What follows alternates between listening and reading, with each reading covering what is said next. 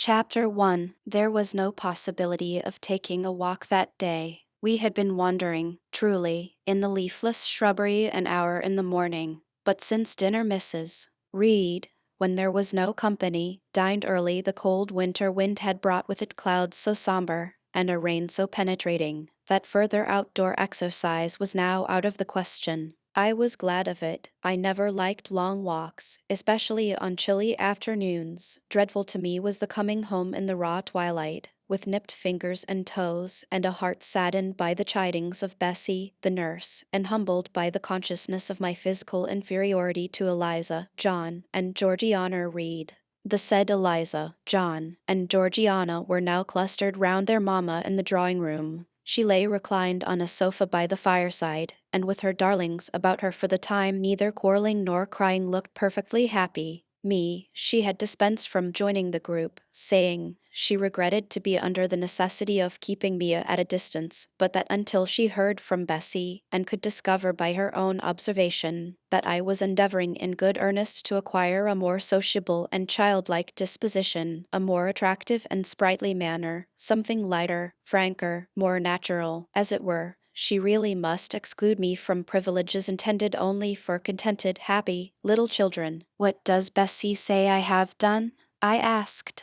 Jane, I don't like cavillers or questioners. Besides, there is something truly forbidding in a child taking up her elders in that manner. Be seated somewhere, and until you can speak pleasantly, remain silent. A breakfast room adjoined the drawing room. I slipped in there. It contained a bookcase. I soon possessed myself of a volume, taking care that it should be one stored with pictures. I mounted into the window seat. Gathering up my feet, I sat cross-legged, like a Turk, and having drawn the red moreen curtain nearly close, I was shrined in double retirement. Folds of scarlet drapery shut in my view to the right hand. To the left were the clear panes of glass, protecting, but not separating me from the drear November day. At intervals, while turning over the leaves of my book, I studied the aspect of that winter afternoon. Afar, it offered a pale blank of mist and cloud, near a scene of wet lawn and storm-beat shrub,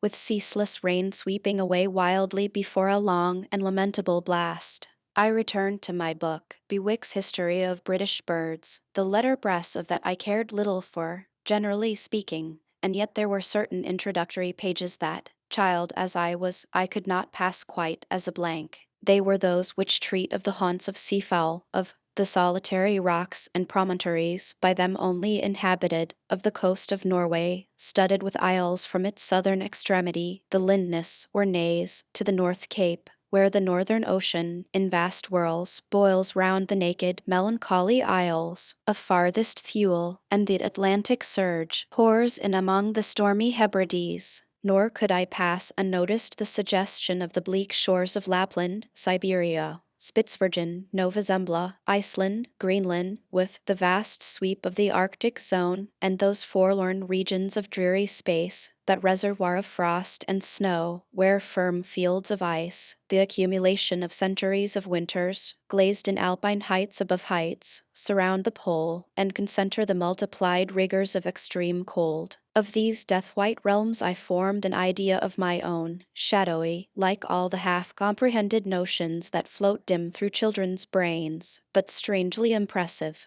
The words in these introductory pages connected themselves with the succeeding vignettes, and gave significance to the rock standing up alone in a sea of billow and spray, to the broken boat stranded on a desolate coast, to the cold and ghastly moon glancing through bars of cloud at a wreck just sinking. I cannot tell what sentiment haunted the quite solitary churchyard, with its inscribed headstone, its gate, its 2 trees, its low horizon, girdled by a broken wall, and its newly risen crescent, attesting the hour of eventide. The 2 ships becalmed on a torpid sea, I believed to be marine phantoms. The fiend pinning down the thief's pack behind him, I passed over quickly. It was an object of terror. So was the black horned thing seated aloof on a rock, surveying a distant crowd surrounding a gallows. Each picture told a story, mysterious often to my undeveloped understanding and imperfect feelings, yet ever profoundly interesting as the tales Bessie sometimes narrated on winter evenings, when she chanced to be in good humor, and when, having brought her ironing table to the nursery hearth, she allowed us to sit about it, and while she got up Mrs. Reed's lace frills and crimped her nightcap borders, fed our eager attention with passages of love and adventure taken from old fairy tales and other ballads, or as at a later period I discovered from the pages of Pamela and Henry, Earl of Morland. With Bewick on my knee, I was then happy, happy at least in my way. I feared nothing but interruption, and that came too soon. The breakfast room door opened. "Beau, Madam Mope," cried the voice of John Reed. Then he paused. He found the room apparently empty. "Where the dickens is she?" he continued. "Lizzie, Georgie, call in to his sisters. Joan is not here. Tell mamma she is run out into the rain. Bad animal." It is well I drew the curtain, thought I, and I wished fervently he may not discover my hiding place, nor would John Reed have found it out himself. He was not quick either of vision or conception, but Eliza just put her head in at the door, and said at once, "She is in the window seat, to be sure, Jack," and I came out immediately, for I trembled at the idea of being dragged forth by the said Jack. "What do you want?" I asked, with awkward diffidence. "Say, what do you want, Master Reed?" was the answer. "I want you to come here," and seating himself in an armchair, he intimated by a gesture that I was to approach and stand before him. John Reed was a schoolboy of 14 years old, 4 years older than I, for I was but 10, large and stout for his age, with a dingy and unwholesome skin, thick lineaments in a spacious visage, heavy limbs and large extremities. He gorged himself habitually at table, which made him bilious, and gave him a dim and bleared eye and flabby cheeks. He ought now to have been at school, but his mamma had taken him home for a month or two, on account of his delicate health. Mr. Miles, the master, affirmed that he would do very well if he had fewer cakes and sweetmeats sent him from home, but the mother's heart turned from an opinion so harsh, and inclined rather to the more refined idea that John's sallowness was owing to over-application and, perhaps, to pining after home. John had not much affection for his mother and sisters and an antipathy to me. He bullied and punished me, not 2 or 3 times in the week, nor once or twice in the day, but continually. Every nerve I had feared him, and every morsel of flesh in my bones shrank when he came near. There were moments when I was bewildered by the terror he'd inspired, because I had no appeal whatever against either his menaces or his inflictions. The servants did not like to offend their young master by taking my part against him, and Mrs. Reed was blind and deaf on the subject. She never saw him strike or heard him abuse me, though he did both now and then in her very presence, more frequently, however, behind her back. Habitually obedient to John, I came up to his chair. He spent some 3 minutes in thrusting out his tongue at me as far as he could without damaging the roots. I knew he would soon strike, and while dreading the blow, I mused on the disgusting and ugly appearance of him who would soon deal it. I wonder if he read that notion in my face, for, all at once, without speaking, he struck suddenly and strongly. I tottered, and on regaining my equilibrium retired back a step or 2 from his chair. "That is for your impudence in answering mamma while since," said he, "and for your sneaking way of getting behind curtains, and for the look you had in your eyes 2 minutes since, you rat." Accustomed to John Reed's abuse, I never had an idea of replying to it. My care was how to endure the blow, which would certainly follow the insult. "What were you doing behind the curtain?" he asked. "I was reading. Show the book." I returned to the window and fetched it from there. "You have no business to take our books. You are a dependent, mamma says. You have no money. Your father left you none. You ought to beg, and not to live here with gentlemen's children like us, and eat the same meals we do, and wear clothes at our mamma's expense. Now, I'll teach you to rummage my bookshelves, for they are mine. All the house belongs to me, or will do in a few years. Go and stand by the door, out of the way of the mirror and the windows." I did so, not at first aware what was his intention, but when I saw him lift and poise the book and stand in act to hurl it, I instinctively started aside with a cry of alarm. Not soon enough, however. The volume was flung, it hit me, and I fell, striking my head against the door and cutting it. The cut bled, the pain was sharp. My terror had passed its climax, other feelings succeeded. Wicked and cruel boy, I said. You are like a murderer, you are like a slave driver, you are like the Roman emperors. I had read Goldsmith's History of Rome, and had formed my opinion of Nero, Caligula, and C. Also I had drawn parallels in silence, which I never thought thus to have declared aloud. What? He cried. Did she say that to me? Did you hear her, Eliza and Georgiana? Won't I tell Mamma?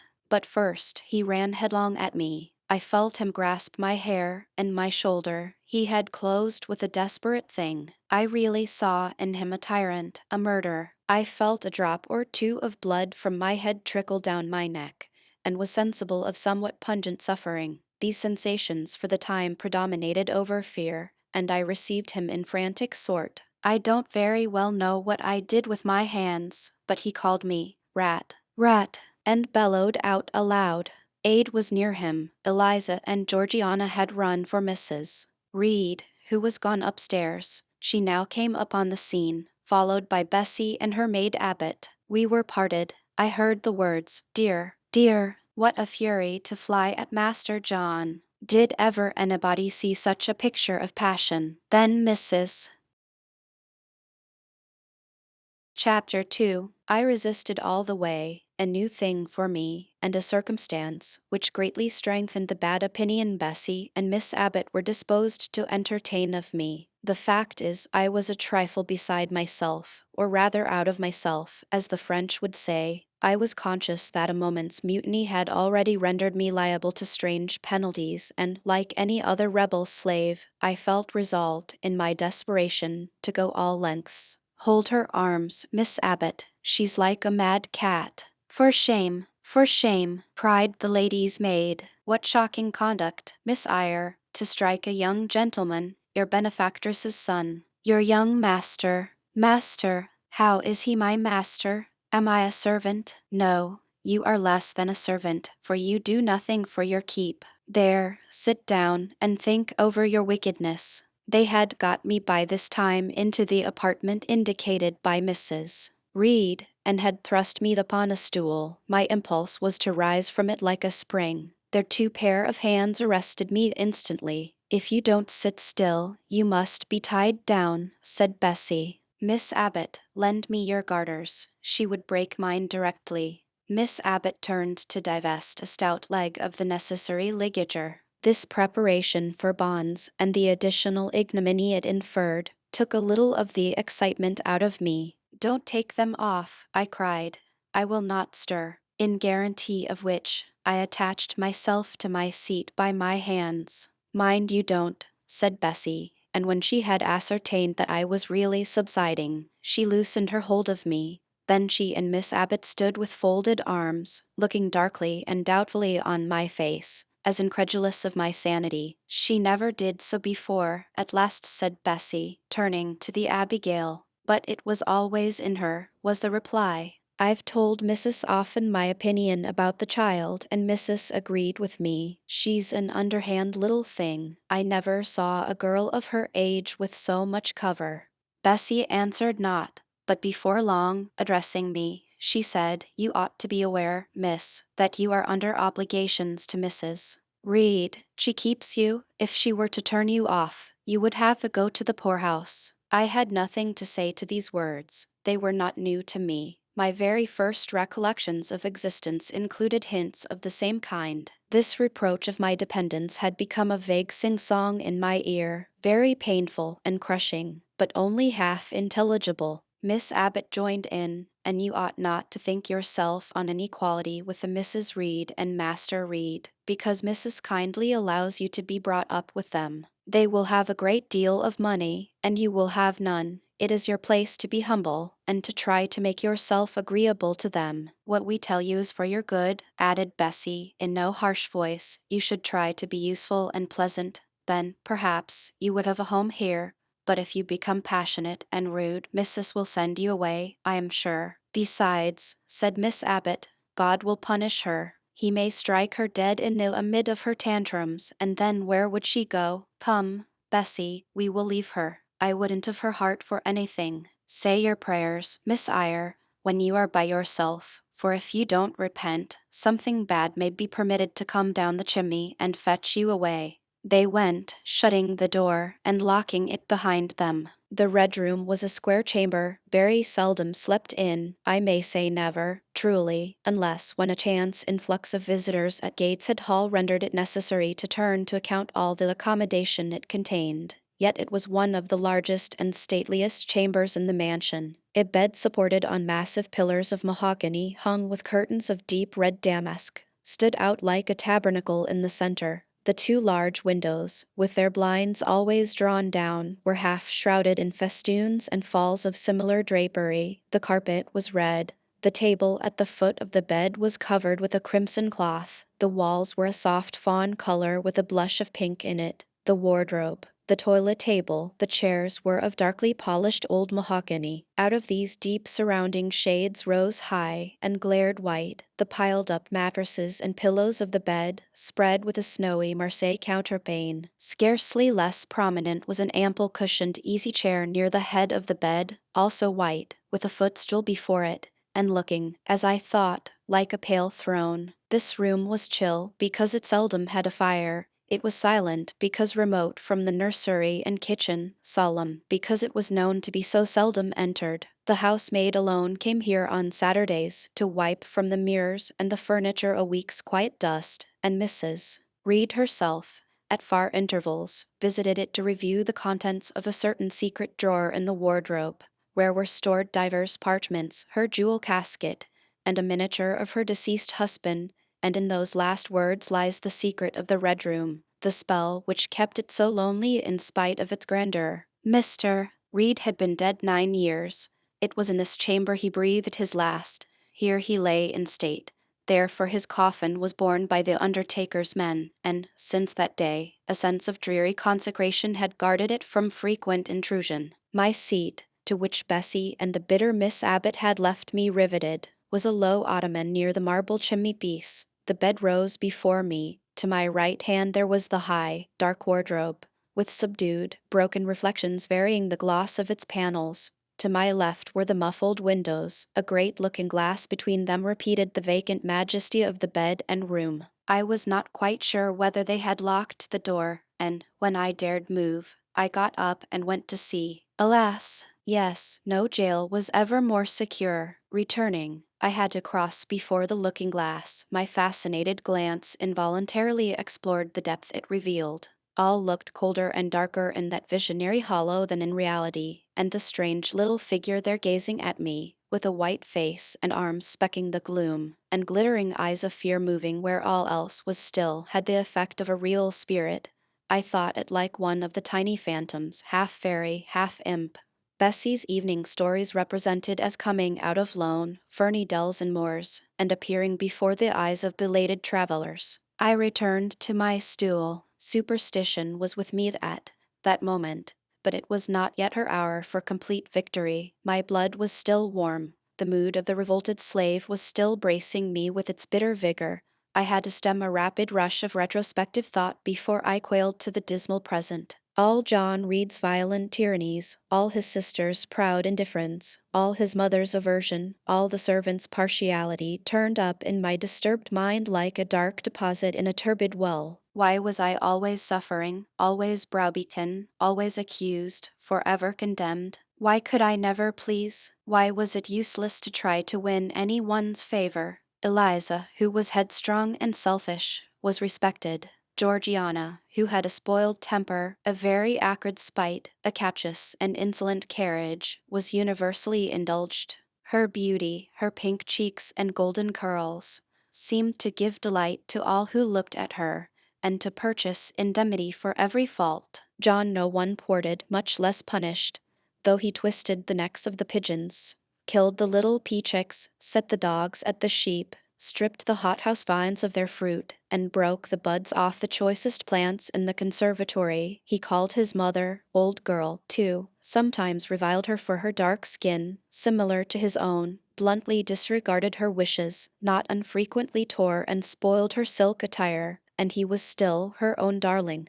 I dared commit no fault. I strove to fulfill every duty. and I was termed naughty and tiresome, sullen and sneaking, from morning to noon, and from noon to night. My head still ached, and bled with the blow and fall I had received. No one had reproved John for wantonly striking me, and because I had turned against him to avert farther irrational violence, I was loaded with general opprobrium. Unjust, unjust, said my reason, forced by the agonizing stimulus into precocious though transitory power, and resolve, equally wrought up, instigated some strange expedient to achieve escape from insupportable oppression, as running away, or, if that could not be effected, never eating or drinking more, and letting myself die. What a consternation of soul was mine that dreary afternoon! How all my brain was in tumult, and all my heart in insurrection! Yet in what darkness, what dense ignorance, was the mental battle fought! I could not answer the ceaseless inward question, why I thus suffered. Now, at the distance of I will not say how many years, I see it clearly. I was a discord in Gateshead Hall. I was like nobody there. I had nothing in harmony with Mrs. Reed or her children, or her chosen vassalage. If they did not love me, in fact, as little did I love them. They were not bound to regard with affection a thing that could not sympathize with one amongst them, a heterogeneous thing, opposed to them in temperament, in capacity, in propensities, a useless thing, incapable of serving their interest, or adding to their pleasure, a noxious thing, cherishing the germs of indignation at their treatment, of contempt of their judgment. I know that had I been a sanguine, brilliant, careless, exacting, handsome, romping child, though equally dependent and friendless, Mrs. Reed would have endured my presence more complacently, her children would have entertained for me more of the cordiality of fellow-feeling.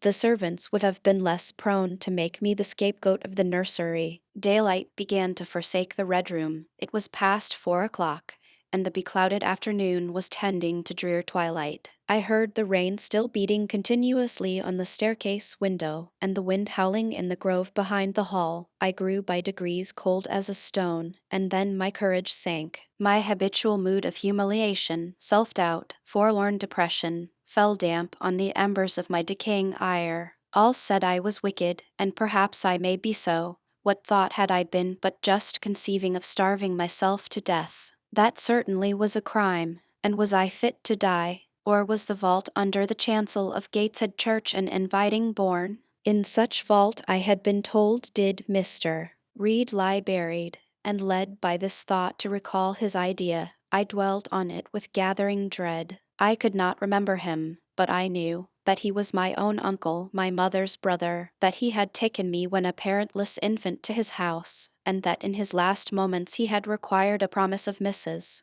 Reed, that she would rear and maintain me as one of her own children. Mrs. Reed probably considered she had kept this promise, and so she had, I dare say, as well as her nature would permit her.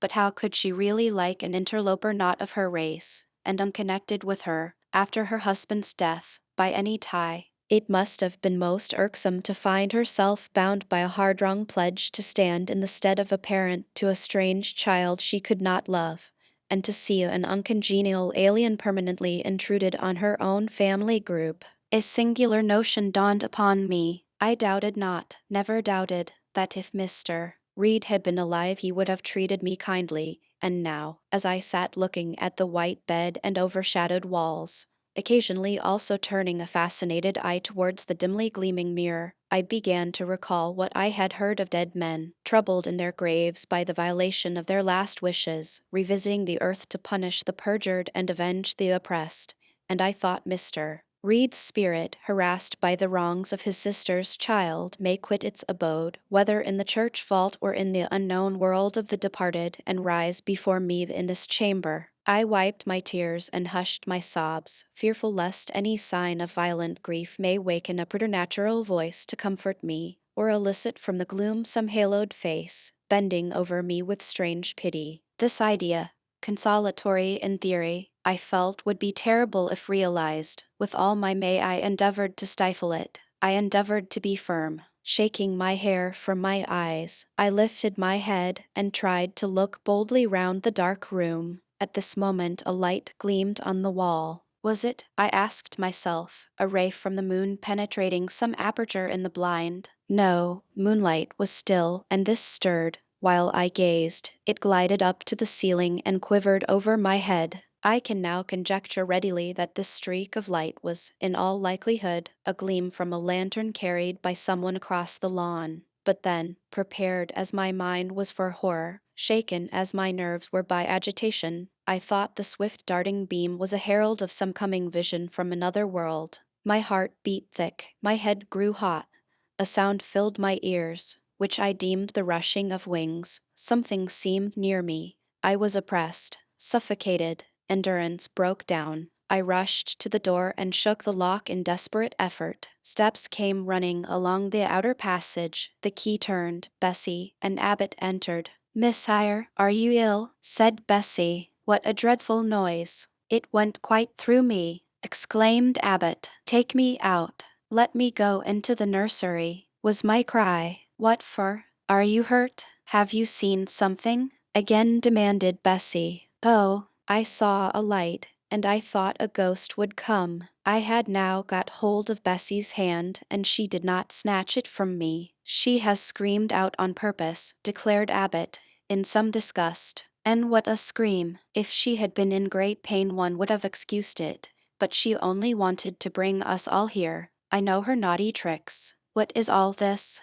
demanded another voice peremptorily, and Mrs. Reed came along the corridor, her cap flying wide, her gown rustling stormily. "Abbott and Bessie, I believe I gave orders that Jane Eyre should be left in the red room till I came to her myself." "Miss Jane screamed so loud, ma'am," pleaded Bessie. "Let her go," was the only answer. "Loose Bessie's hand, child. You cannot succeed in getting out by these means, be assured. I abhor artifice, particularly in children. It is my duty to show you that tricks will not answer. You will now stay here an hour longer, and it is only on condition of perfect submission and stillness that I shall liberate you then." "Oh, aunt, have pity, forgive me. I cannot endure it. Let me be punished some other way. I shall be killed if—" "Silence." This violence is almost repulsive, and so, no doubt, she felt it. I was a precocious actress in her eyes. She sincerely looked on me as a compound of virulent passions, mean spirit, and dangerous duplicity. Bessie and Abbott having retreated, Mrs. Reed, impatient of my now frantic anguish and wild sobs, abruptly thrust me back and locked me in, without farther parley.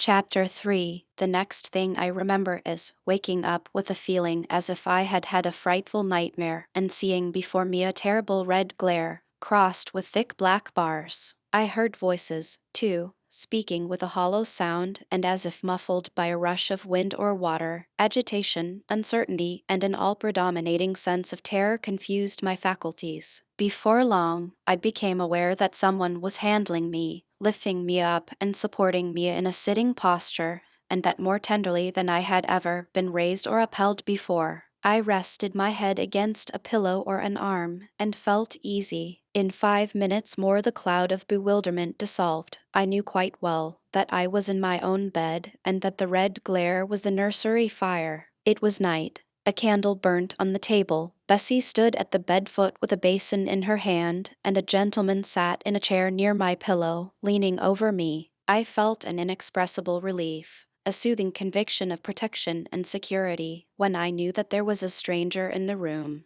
an individual not belonging to Gateshead and not related to Mrs. Reed. Turning from Bessie, though her presence was far less obnoxious to me than that of Abbott, for instance, would have been, I scrutinized the face of the gentleman. I knew him. It was Mr. Lloyd, an apothecary, sometimes called in by Mrs. Reed, when the servants were ailing. For herself and the children she employed a physician. "Well, who am I?" he asked. I pronounced his name, offering him at the same time my hand. He took it, smiling and saying, "We shall do very well by and by." Then he laid me down, and addressing Bessie, charged her to be very careful that I was not disturbed during the night. Having given some further directions, and intimated that he should call again the next day, he departed. To my grief, I felt so sheltered and befriended while he sat in the chair near my pillow, and as he closed the door after him, all the room darkened and my heart again sank.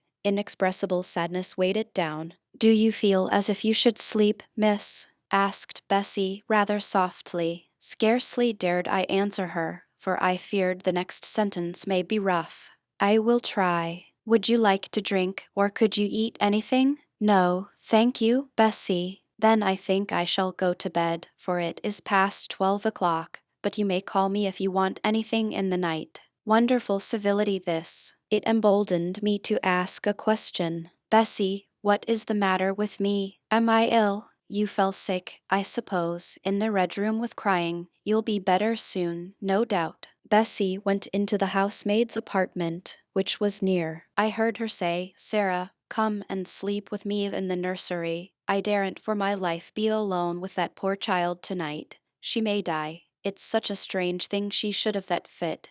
I wonder if she saw anything." Mrs. was rather too hard. Sarah came back with her. They both went to bed. They were whispering together for half an hour before they fell asleep. I caught scraps of their conversation, from which I was able only too distinctly to infer the main subject discussed. Something passed her, all dressed in white, and vanished. A great black dog behind him. 3 loud raps on the chamber door, a light in the churchyard just over his grave, and see. At last both slept. The fire and the candle went out. For me, the watches of that long night passed in ghastly wakefulness. Ear, eye, and mind were alike strained by dread, such dread as children only can feel. No severe or prolonged bodily illness followed this incident of the Red Room. It only gave my nerves a shock of which I feel the reverberation to this day. Yes, Mrs. Reed, to you I owe some fearful pangs of mental suffering, but I ought to forgive you, for you knew not what you did. While rending my heartstrings, you thought you were only uprooting my bad propensities. Next day, by noon, I was up and dressed, and sat wrapped in a shawl by the nursery hearth. I felt physically weak and broken down, but my worst ailment was an unutterable wretchedness of mind, a wretchedness which kept drawing from me silent tears. No sooner had I wiped one salt drop from my cheek than another followed. Yet, I thought, I ought to have been happy, for none of the Reeds were there. They were all gone out in the carriage with their mamma. Abbott, too, was sewing in another room, and Bessie, as she moved here and there, putting away toys and arranging drawers, addressed to me every now and then a word of unwonted kindness. This state of things should have been to me a paradise of peace, accustomed as I was to a life of ceaseless reprimand and thankless fagging. But, in fact, my racked nerves were now in such a state that no calm could soothe, and no pleasure excite them agreeably. Bessie had been down into the kitchen, and she brought up with her a tart on a certain brightly painted china plate, whose bird of paradise, nestling in a wreath of convolvuli and rosebuds, had been wont to stir in me a most enthusiastic sense of admiration, and which plate I had often petitioned to be allowed to take in my hand in order to examine it more closely, but had always hitherto been deemed unworthy of such a privilege. This precious vessel was now placed on my knee, and I was cordially invited to eat the circlet of delicate pastry upon it. Vain favor, coming, like most other favors long deferred and often wished for, too late. I could not eat the tart, and the plumage of the bird, the tints of the flowers, seemed strangely faded. I put both plate and tart away.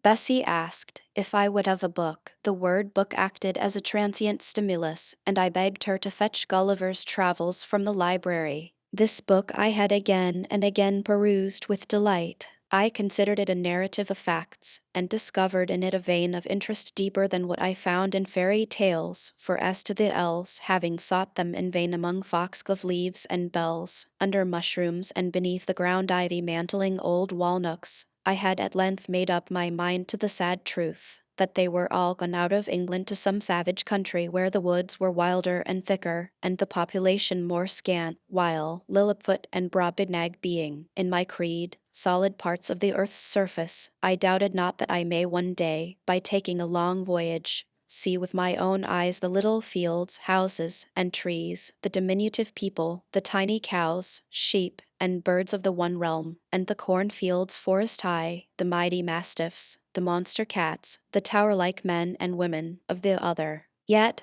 when this cherished volume was now placed in my hand, when I turned over its leaves and sought in its marvelous pictures the charm I had, till now, never failed to find, all was eerie and dreary. The giants were gaunt goblins, the pygmies malevolent and fearful imps, Gulliver a most desolate wanderer in most dread and dangerous regions. I closed the book, which I dared no longer peruse, and put it on the table beside the untasted tart. Bessie had now finished dusting and tidying the room, and having washed her hands, she opened a certain little drawer, full of splendid shreds of silk and satin, and began making a new bonnet for Georgiana's doll. Meantime she sang. Her song was, "In the days when we went gypsying, a long time ago." I had often heard the song before, and always with lively delight, for Bessie had a sweet voice. At least, I thought so. But now, though her voice was still sweet, I found in its melody an indescribable sadness. Sometimes, preoccupied with her work,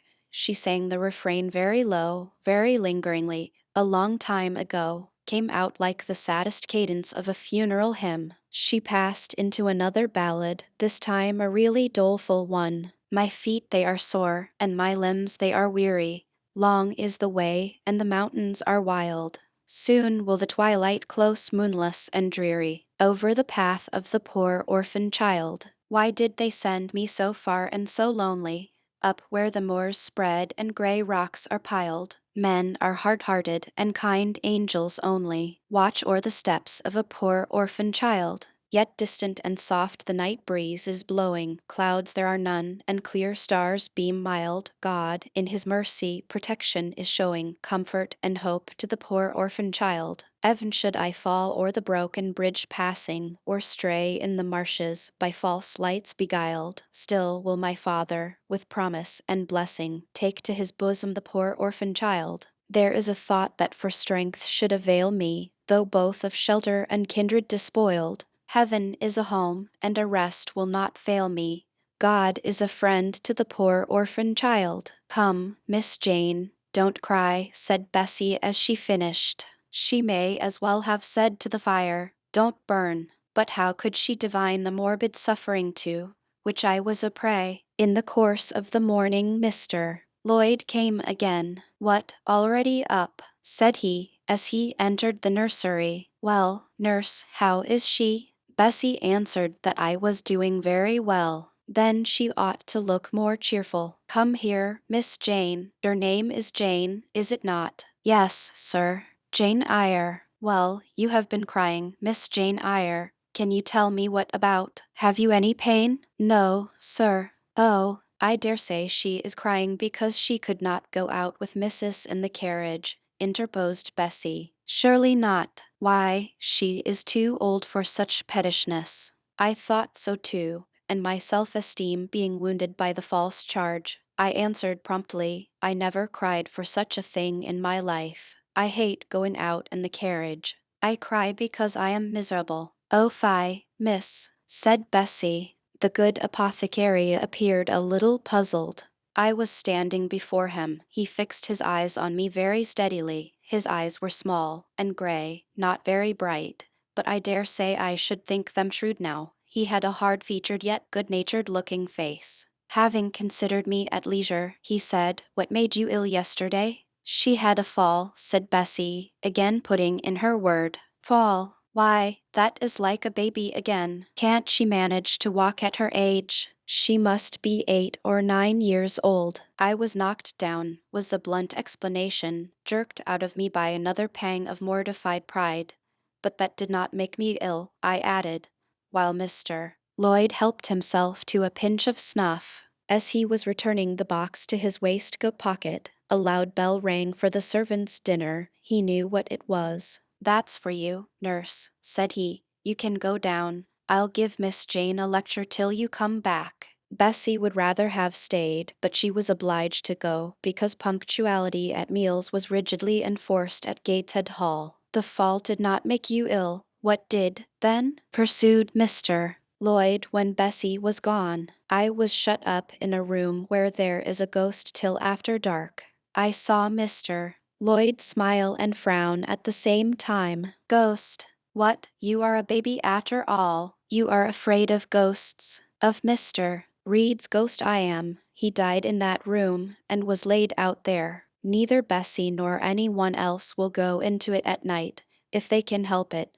And it was cruel to shut me up alone without a candle, so cruel that I think I shall never forget it. Nonsense. And is it that makes you so miserable? Are you afraid now in daylight? No, but night will come again before long, and besides, I am unhappy, very unhappy, for other things. What other things? Can you tell me some of them? How much I wished to reply fully to this question. How difficult it was to frame any answer. Children can feel, but they cannot analyze their feelings, and if the analysis is partially effected in thought, they know not how to express the result of the process in words. Fearful, however, of losing this first and only opportunity of relieving my grief by imparting it, I, after a disturbed pause, contrived to frame a meager, though, as far as it went, true response. For one thing, I have no father or mother, brothers or sisters.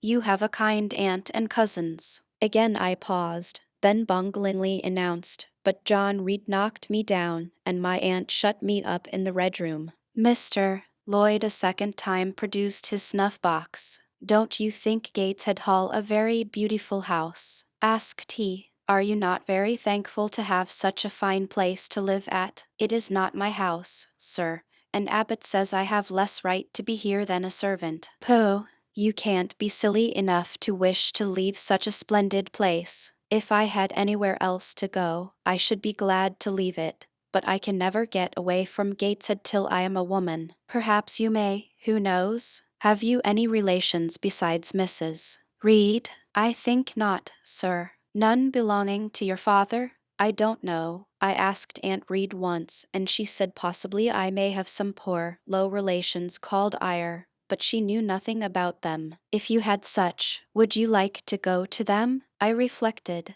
Poverty looks grim to grown people, still more so to children. They have not much idea of industrious, working, respectable poverty. They think of the word only as connected with ragged clothes, scanty food, fireless grates, rude manners, and debasing vices. Poverty for me was synonymous with degradation. No, I should not like to belong to poor people, was my reply. Not even if they were kind to you? I shook my head. I could not see how poor people had the means of being kind, and then to learn to speak like them, to adopt their manners, to be uneducated, to grow up like one of the poor women I saw sometimes nursing their children or washing their clothes at the cottage doors of the village of Gateshead. No, I was not heroic enough to purchase liberty at the price of caste. But are your relatives so very poor? Are they working people? I cannot tell. Aunt Reed says if I have any, they must be a beggarly set. I should not like to go a begging. Would you like to go to school? Again I reflected. I scarcely knew what school was. Bessie sometimes spoke of it as a place where young ladies sat in the stocks, wore backboards, and were expected to be exceedingly genteel and precise. John Reed hated his school and abused his master, but John Reed's tastes were no rule for mine. And if Bessie's accounts of school discipline gathered from the young ladies of a family where she had lived before coming to Gateshead were somewhat appalling, her details of certain accomplishments attained by these same young ladies were, I thought, equally attractive. She boasted of beautiful paintings of landscapes and flowers by them executed, of songs they could sing and pieces they could play, of purses they could knit, of French books they could translate, till my spirit was moved to emulation as I listened. Besides, school would be a complete change. It implied a long journey, an entire separation from Gateshead, an entrance into a new life. I should truly like to go to school, was the audible conclusion of my musings. Well, well, who knows what may happen? Said Mr. Lloyd as he got up. The child ought to have change of air and scene, he added, speaking to himself. Nerves not in a good state. Bessie now returned. At the same moment the carriage was heard rolling up the gravel walk. Is that your mistress, nurse? Asked Mr. Lloyd. I should like to speak to her before I go. Bessie invited him to walk into the breakfast room and led the way out. In the interview which followed between him and Mrs. Reed, I presume, from after occurrences that the apothecary ventured to recommend my being sent to school, and the recommendation was no doubt readily enough adopted, for as Abbot said, in discussing the subject with Bessie when both sat sewing in the nursery one night, after I was in bed, and, as they thought, asleep, Mrs. was, she dared say, glad enough to get rid of such a tiresome, ill-conditioned child, who always looked as if she were watching everybody, and scheming plots underhand. Abbot, I think, gave me credit for being a sort of infantine Guy Fawkes. On that same occasion I learned, for the first time, from Miss Abbot's communications to Bessie, that my father had been a poor clergyman, that my mother had married him against the wishes of her friends, who considered the match beneath her, that my grandfather Reed was so irritated at her disobedience he cut her off without a shilling, that after my mother and father had been married a year, the latter caught the typhus fever while visiting among the poor of a large manufacturing town where his curacy was situated, and where that disease was then prevalent, that my mother took the infection from him, and both died within a month of each other. Bessie, when she heard this narrative, sighed and said, "Poor Miss Jane is to be pitied, too, Abbot." "Yes," responded Abbot, "if she were a nice, pretty child, one may compassionate her forlornness, but one really cannot care for such a little toad as that." "Not a great deal, to be sure," agreed Bessie. "At any rate, a beauty like Miss Georgiana would be more moving in the same condition." "Yes, I dote on Miss Georgiana," cried the fervent Abbot. "Little darling, with her long curls and her blue eyes, and such a sweet color as she has, just as if she were painted. Bessie, I could fancy a Welsh rabbit for supper." "So could I, with a roast onion." Chapter 4. From my discourse with Mr. Lloyd, and from the above reported conference between Bessie and Abbot, I gathered enough of hope to suffice as a motive for wishing to get well. A change seemed near. I desired and waited it in silence. It tarried, however. Days and weeks passed. I had regained my normal state of health, but no new allusion was made to the subject over which I brooded. Mrs. Reed surveyed me at times with a severe eye, but seldom addressed me. Since my illness, she had drawn a more marked line of separation than ever between me and her own children, appointing me a small closet to sleep in by myself, condemning me to take my meals alone, and pass all my time in the nursery, while my cousins were constantly in the drawing-room. Not a hint, however, did she drop about sending me to school. Still I felt an instinctive certainty that she would not long endure me under the same roof with her, for her glance, now more than ever, when turned on me, expressed an insuperable and rooted aversion. Eliza and Georgiana, evidently acting according to orders, spoke to me as little as possible. John thrust his tongue in his cheek whenever he saw me, and once attempted chastisement, but as I instantly turned against him, roused by the same sentiment of deep ire and desperate revolt which had stirred my corruption before, he thought it better to desist, and ran from me uttering execrations, and vowing I had burst his nose.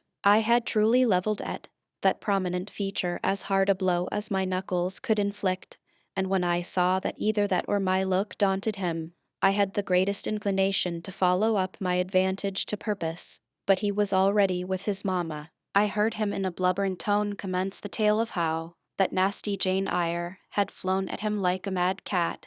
He was stopped rather harshly. "Don't talk to me about her, John. I told you not to go near her.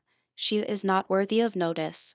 I do not choose that either you or your sisters should associate with her." Here, leaning over the banister, I cried out suddenly, and without at all deliberating on my words, "They are not fit to associate with me." Mrs. Reed was rather a stout woman, but, on hearing this strange and audacious declaration, she ran nimbly up the stair, swept me like a whirlwind into the nursery, and crushing me down on the edge of my crib, dared me in an emphatic voice to rise from that place, or utter one syllable during the remainder of the day. "What would Uncle Reed say to you, if he were alive?" was my scarcely voluntary demand. I say scarcely voluntary, for it seemed as if my tongue pronounced words without my will consenting to their utterance. Something spoke out of me over which I had no control. "What?" said Mrs. Reed under her breath. Her usually cold, composed gray eye became troubled with a look like fear. She took her hand from my arm, and gazed at me as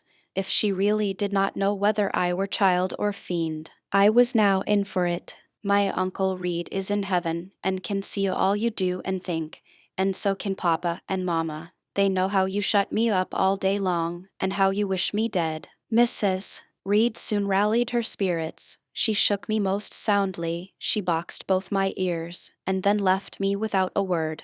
Bessie supplied the hiatus by a homily of an hour's length, in which she proved beyond a doubt that I was the most wicked and abandoned child ever reared under a roof. I half believed her, for I felt truly only bad feelings surging in my breast. November, December, and half of January passed away. Christmas and the New Year had been celebrated at Gateshead with the usual festive cheer. Presents had been interchanged, dinners and evening parties given. From every enjoyment I was, of course, excluded. My share of the gaiety consisted in witnessing the daily apparelling of Eliza and Georgiana, and seeing them descend to the drawing-room, dressed out in thin muslin frocks and scarlet sashes, with hair elaborately ringleted, and afterwards, in listening to the sound of the piano or the harp played below, to the passing to and fro of the butler and footman, to the jingling of glass and china as refreshments were handed, to the broken hum of conversation as the drawing-room door opened and closed.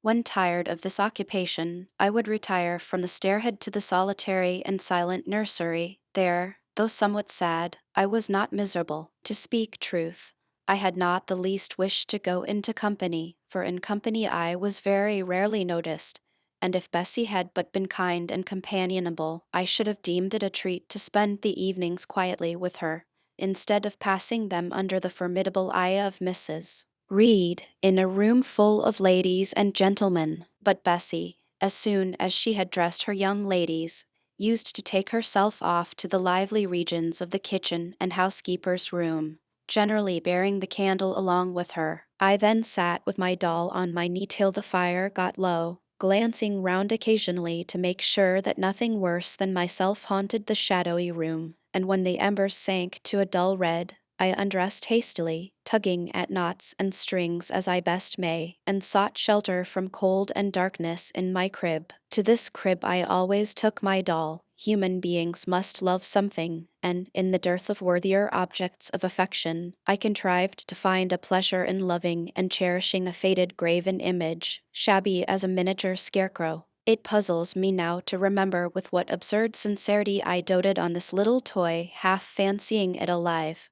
and capable of sensation. I could not sleep unless it was folded in my nightgown, and when it lay there safe and warm, I was comparatively happy, believing it to be happy likewise. Long did the hours seem while I waited the departure of the company, and listened for the sound of Bessie's step on the stairs. Sometimes she would come up in the interval to seek her thimble or her scissors, or perhaps to bring me something by way of supper, a bun or a cheesecake. Then she would sit on the bed while I ate it, and when I had finished, she would tuck the clothes round me, and twice she kissed me, and said, "Good night, Miss Jane." When thus gentle, Bessie seemed to me the best, prettiest, kindest being in the world, and I wished most intensely that she would always be so pleasant and amiable, and never push me about, or scold, or task me unreasonably, as she was too often wont to do. Bessie Lee must, I think, have been a girl of good natural capacity, for she was smart in all she did,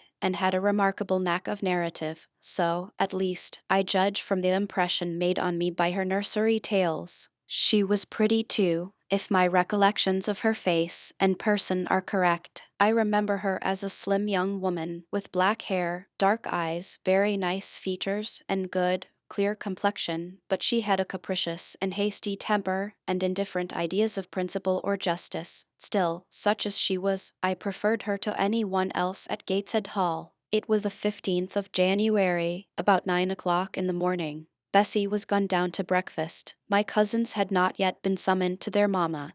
Eliza was putting on her bonnet and warm garden coat to go and feed her poultry, an occupation of which she was fond, and not less so of selling the eggs to the housekeeper and hoarding up the money she thus obtained. She had a turn for traffic, and a marked propensity for saving, shown not only in the vending of eggs and chickens, but also in driving hard bargains with the gardener about flower roots. seeds, and slips of plants, that functionary having orders from Mrs. Reed to buy of his young lady all the products of her parterre she wished to sell, and Eliza would have sold the hair off her head if she could have made a handsome profit by that. As to her money, she first secreted it in odd corners, wrapped in a rag or an old curl paper.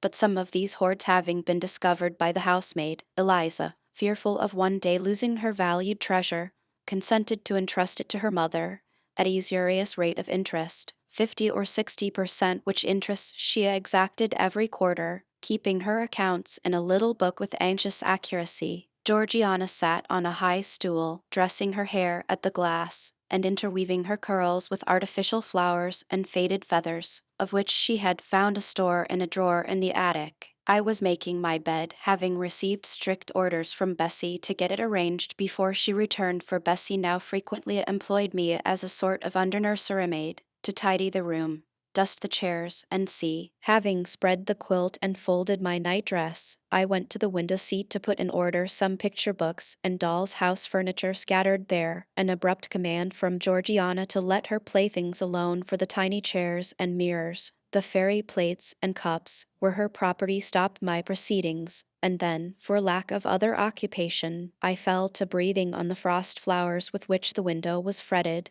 and thus clearing a space in the glass through which I may look out on the grounds, where all was still and petrified under the influence of a hard frost. From this window were visible the porter's lodge and the carriage road, and just as I had dissolved so much of the silver-white foliage veiling the panes as left room to look out, I saw the gates thrown open and a carriage roll through. I watched it ascending the drive with indifference. Carriages often came to Gateshead, but none ever brought visitors in whom I was interested. It stopped in front of the house. The doorbell rang loudly. The newcomer was admitted. All this being nothing to me, my vacant attention soon found livelier attraction in the spectacle of a little hungry robin, which came and chirruped on the twigs of the leafless cherry tree nailed against the wall near the casement. The remains of my breakfast of bread and milk stood on the table, and having crumbled a morsel of roll, I was tugging at the sash to put out the crumbs on the window-sill, when Bessie came running upstairs into the nursery. "Miss Jane, take off your pinafore. What are you doing there? Have you washed your hands and face this morning?" I gave another tug before I answered, for I wanted the bird to be secure of its bread. The sash yielded. I scattered the crumbs, some on the stone sill, some on the cherry tree bough. Then, closing the window, I replied, "No, Bessie, I have only just finished dusting." "Troublesome, careless child. And what are you doing now? You look quite red, as if you had been about some mischief. What were you opening the window for?" I was spared the trouble of answering, for Bessie seemed in too great a hurry to listen to explanations. She hauled me to the washstand, inflicted a merciless, but happily brief scrub on my face and hands with soap, water, and a coarse towel, disciplined my head with a bristly brush, denuded me of my pinafore, and then hurrying me to the top of the stairs, bid me go down directly. As I was wanted in the breakfast room, I would have asked who wanted me. I would have demanded if Mrs. Reed was there, but Bessie was already gone, and had closed the nursery door upon me. I slowly descended. For nearly 3 months I had never been called to Mrs. Reed's presence, restricted so long to the nursery. The breakfast, dining, and drawing rooms were become for me awful regions, on which it dismayed me to intrude. I now stood in the empty hall. Before me was a breakfast-room door, and I stopped, intimidated and trembling. What a miserable little poltroon had fear, engendered of unjust punishment, made of me in those days! I feared to return to the nursery, and feared to go forward to the parlor. 10 minutes I stood in agitated hesitation. The vehement ringing of the breakfast-room bell decided me. I must enter. Who could want me? I asked inwardly, as with both hands I turned the stiff door handle, which, for a second or two, resisted my efforts. What should I see besides Aunt Reed in the apartment? A man or a woman? The handle turned, the door unclosed, and passing through and curtsying low, I looked up at a black pillar, Such, at least, appeared to me, at first sight, the straight, narrow, sable-clad shape standing erect on the rug. The grim face at the top was like a carved mask, placed above the shaft by way of capital. Mrs. Reed occupied her usual seat by the fireside. She made a signal to me to approach. I did so, and she introduced me to the stony stranger with the words, "This is the little girl respecting whom I applied to you." He, for it was a man, turned his head slowly towards where I stood, and having examined me with the two inquisitive-looking gray eyes which twinkled under a pair of bushy brows, said solemnly, and in a bass voice, "Her size is small. What is her age?" 10 years. So much, was the doubtful answer, and he prolonged his scrutiny for some minutes. Soon he addressed me, "Your name, little girl?" "Jane Eyre, sir." In uttering these words I looked up. He seemed to me a tall gentleman, but then I was very little. His features were large, and all the lines of his frame were equally harsh and prim. "Well, Jane Eyre, and are you a good child?" Impossible to reply to this in the affirmative. My little world held a contrary opinion. I was silent. Mrs. Reed answered for me by an expressive shake of the head, adding soon, "Perhaps the less said on that subject the better, Mr. Brocklehurst. Sorry truly to hear it." She and I must have some talk, and bending from the perpendicular, he installed his person in the armchair opposite Mrs. Reed's. "Come here," he said. I stepped across the rug. He placed me square and straight before him. What a face he had, now that it was almost on a level with mine. What a great nose, and what a mouth, and what large prominent teeth. No sight so sad as that of a naughty child, he began, especially a naughty little girl. "Do you know where the wicked go after death?" "They go to hell," was my ready and orthodox answer. "And what is hell? Can you tell me that?" "A pit full of fire." "And should you like to fall into that pit, and to be burning there forever?" "No, sir." "What must you do to avoid it?" I deliberated a moment. My answer, when it did come, was objectionable. "I must keep in good health, and not die." "How can you keep in good health? Children younger than you die daily." "I buried a little child of 5 years old only a day or two since, a good little child, whose soul is now in heaven. It is to be feared the same could not be said of you were you to be called therefore." Not being in a condition to remove his doubt, I only cast my eyes down on the two large feet planted on the rug, and sighed, wishing myself far enough away. I hope that sigh is from the heart, and that you repent of ever having been the occasion of discomfort to your excellent benefactress. Benefactress, benefactress, said I inwardly. They all call Mrs. Reed my benefactress. If so, a benefactress is a disagreeable thing. "Do you say your prayers night and morning?" continued my interrogator. "Yes, sir." "Do you read your Bible?" "Sometimes." "With pleasure. Are you fond of it?" "I like Revelations and the book of Daniel and Genesis and Samuel and a little bit of Exodus and some parts of Kings and Chronicles and Job and Jonah." "And the Psalms? I hope you like them?"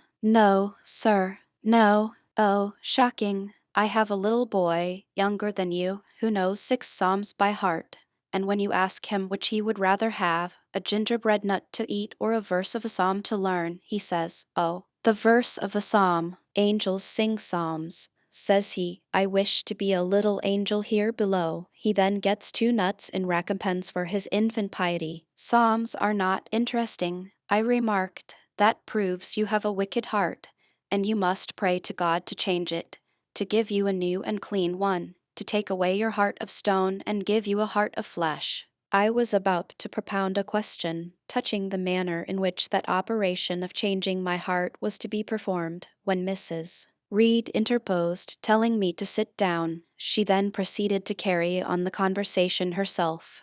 "Mr. Brocklehurst, I believe I intimated in the letter which I wrote to you 3 weeks ago that this little girl has not quite the character and disposition I could wish. Should you admit her into Lowood School, I should be glad if the superintendent and teachers were requested to keep a strict eye on her, and, above all, to guard against her worst fault, a tendency to deceit. I mention this in your hearing, Jane, that you may not attempt to impose on Mr. Brocklehurst. Well may I dread, well may I dislike Mrs. Reed, for it was her nature to wound me cruelly. Never was I happy in her presence. However carefully I obeyed, however strenuously I strove to please her, my efforts were still repulsed and repaid by such sentences as the above. Now, uttered before a stranger, the accusation cut me to the heart. I dimly perceived that she was already obliterating hope from the new phase of existence which she destined me to enter. I felt, though I could not have expressed the feeling, that she was sowing aversion and unkindness along my future path. I saw myself transformed under Mr. Brocklehurst's eye into an artful, noxious child, and what could I do to remedy the injury? Nothing, truly, thought I, as I struggled to repress a sob, and hastily wiped away some tears, the impotent evidences of my anguish. Deceit is, truly, a sad fault in a child, said Mr. Brocklehurst. It is akin to falsehood, and all liars will have their portion in the lake burning with fire and brimstone. She shall, however, be watched, Mrs. Reed. I will speak to Miss Temple and the teachers. I should wish her to be brought up in a manner suiting her prospects, continued my benefactress, to be made useful, to be kept humble. As for the vacations, she will, with your permission, spend them always at Lode. Your decisions are perfectly judicious, madam, returned Mr. Brocklehurst. Humility is a Christian grace, and one peculiarly appropriate to the pupils of Lode. I, therefore, direct that especial care shall be bestowed on its cultivation amongst them. I have studied how best to mortify in them the worldly sentiment of pride, and only the other day I had a pleasing proof of my success. My second daughter, Augusta, went with her mamma to visit the school, and on her return she exclaimed, "Oh, dear papa, how quiet and plain all the girls at Lowood look, with their hair combed behind their ears, and their long pinafores, and those little holland pockets outside their frocks. They are almost like poor people's children." And, said she, they looked at my dress and mamma's as if they had never seen a silk gown before. This is the state of things I quite approve, returned Mrs. Reed. Had I sought all England over, I could scarcely have found a system more exactly fitting a child like Jane Eyre. Consistency, my dear Mr. Brocklehurst. I advocate consistency in all things. Consistency, madam, is the first of Christian duties, and it has been observed in every arrangement connected with the establishment of Lode. Plain fare, simple attire, unsophisticated accommodations, hearty and active habits, such is the order of the day in the house and its inhabitants. Quite right, sir. I may then depend upon this child being received as a pupil at Lode, and their being trained in conformity to her position and prospects. Madam, you may. She shall be placed in that nursery of chosen plants, and I trust she will show herself grateful for the inestimable privilege of her election. I will send her, then, as soon as possible, Mr. Brocklehurst, for, I assure you, I feel anxious to be relieved of a responsibility that was becoming too irksome. No doubt, madam, and now I wish you good morning. I shall return to Brocklehurst Hall in the course of a week or two. My good friend, the Archdeacon, will not permit me to leave him sooner. I shall send Miss Temple notice that she is to expect a new girl, so that there will be no difficulty about receiving her. Goodbye, Mr. Brocklehurst. Remember me to Mrs. and Miss Brocklehurst, and to Augusta and Theodore, and Master Broughton Brocklehurst. I will, madam. Little girl, here is a book entitled The Child's Guide. Read it with prayer, especially that part containing an account of the awfully sudden death of Martha G., a naughty child addicted to falsehood and deceit. With these words, Mr. Brocklehurst put into my hand a thin pamphlet sewn in a cover, and having rung for his carriage, he departed. Mrs. Reed and I were left alone. Some minutes passed in silence. She was sewing, I was watching her. Mrs. Reed may be at that time some 6 or 37. She was a woman of robust frame, square-shouldered and strong-limbed, not tall, and, though stout, not obese. She had a somewhat large face, the underjaw being much developed and very solid. Her brow was low, her chin large and prominent, mouth and nose sufficiently regular. Under her light eyebrows glimmered an eye devoid of ruth. Her skin was dark and opaque, her hair nearly flaxen, her constitution was sound as a bell, illness never came near her.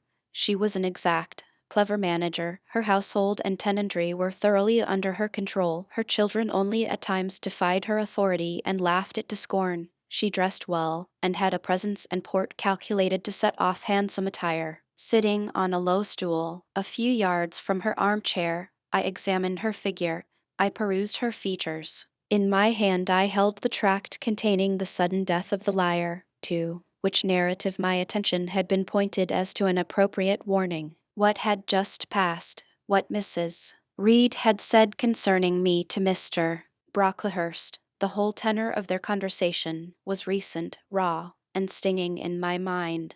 I had felt every word as acutely as I had heard it plainly, and a passion of resentment fomented now within me. Mrs. Reed looked up from her work. Her eye settled on mine, her fingers at the same time suspended their nimble movements. Go out of the room, return to the nursery, was her mandate. My look or something else must have struck her as offensive, for she spoke with extreme, though suppressed irritation. I got up, I went to the door, I came back again.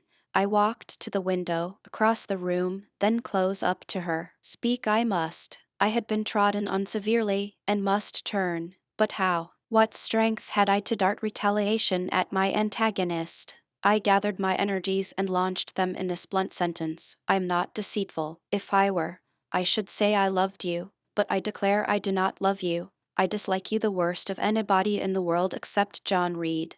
And this book about the liar you may give to your girl, Georgiana, for it is she who tells lies, and not I. Mrs. Reed's hands still lay on her work inactive. Her eye of ice continued to dwell freezingly on mine. What more have you to say? She asked, rather in the tone in which a person may address an opponent of adult age than such as is ordinarily used to a child. That eye of hers, that voice stirred every antipathy I had, shaking from head to foot. Thrilled with ungovernable excitement, I continued, I am glad you are no relation of mine. I will never call you aunt again as long as I live. I will never come to see you when I am grown up, and if anyone asks me how I liked you, and how you treated me, I will say the very thought of you makes me sick, and that you treated me with miserable cruelty. How dare you affirm that, Jane Eyre? How dare I, Mrs. Reed? How dare I? Because it is the truth.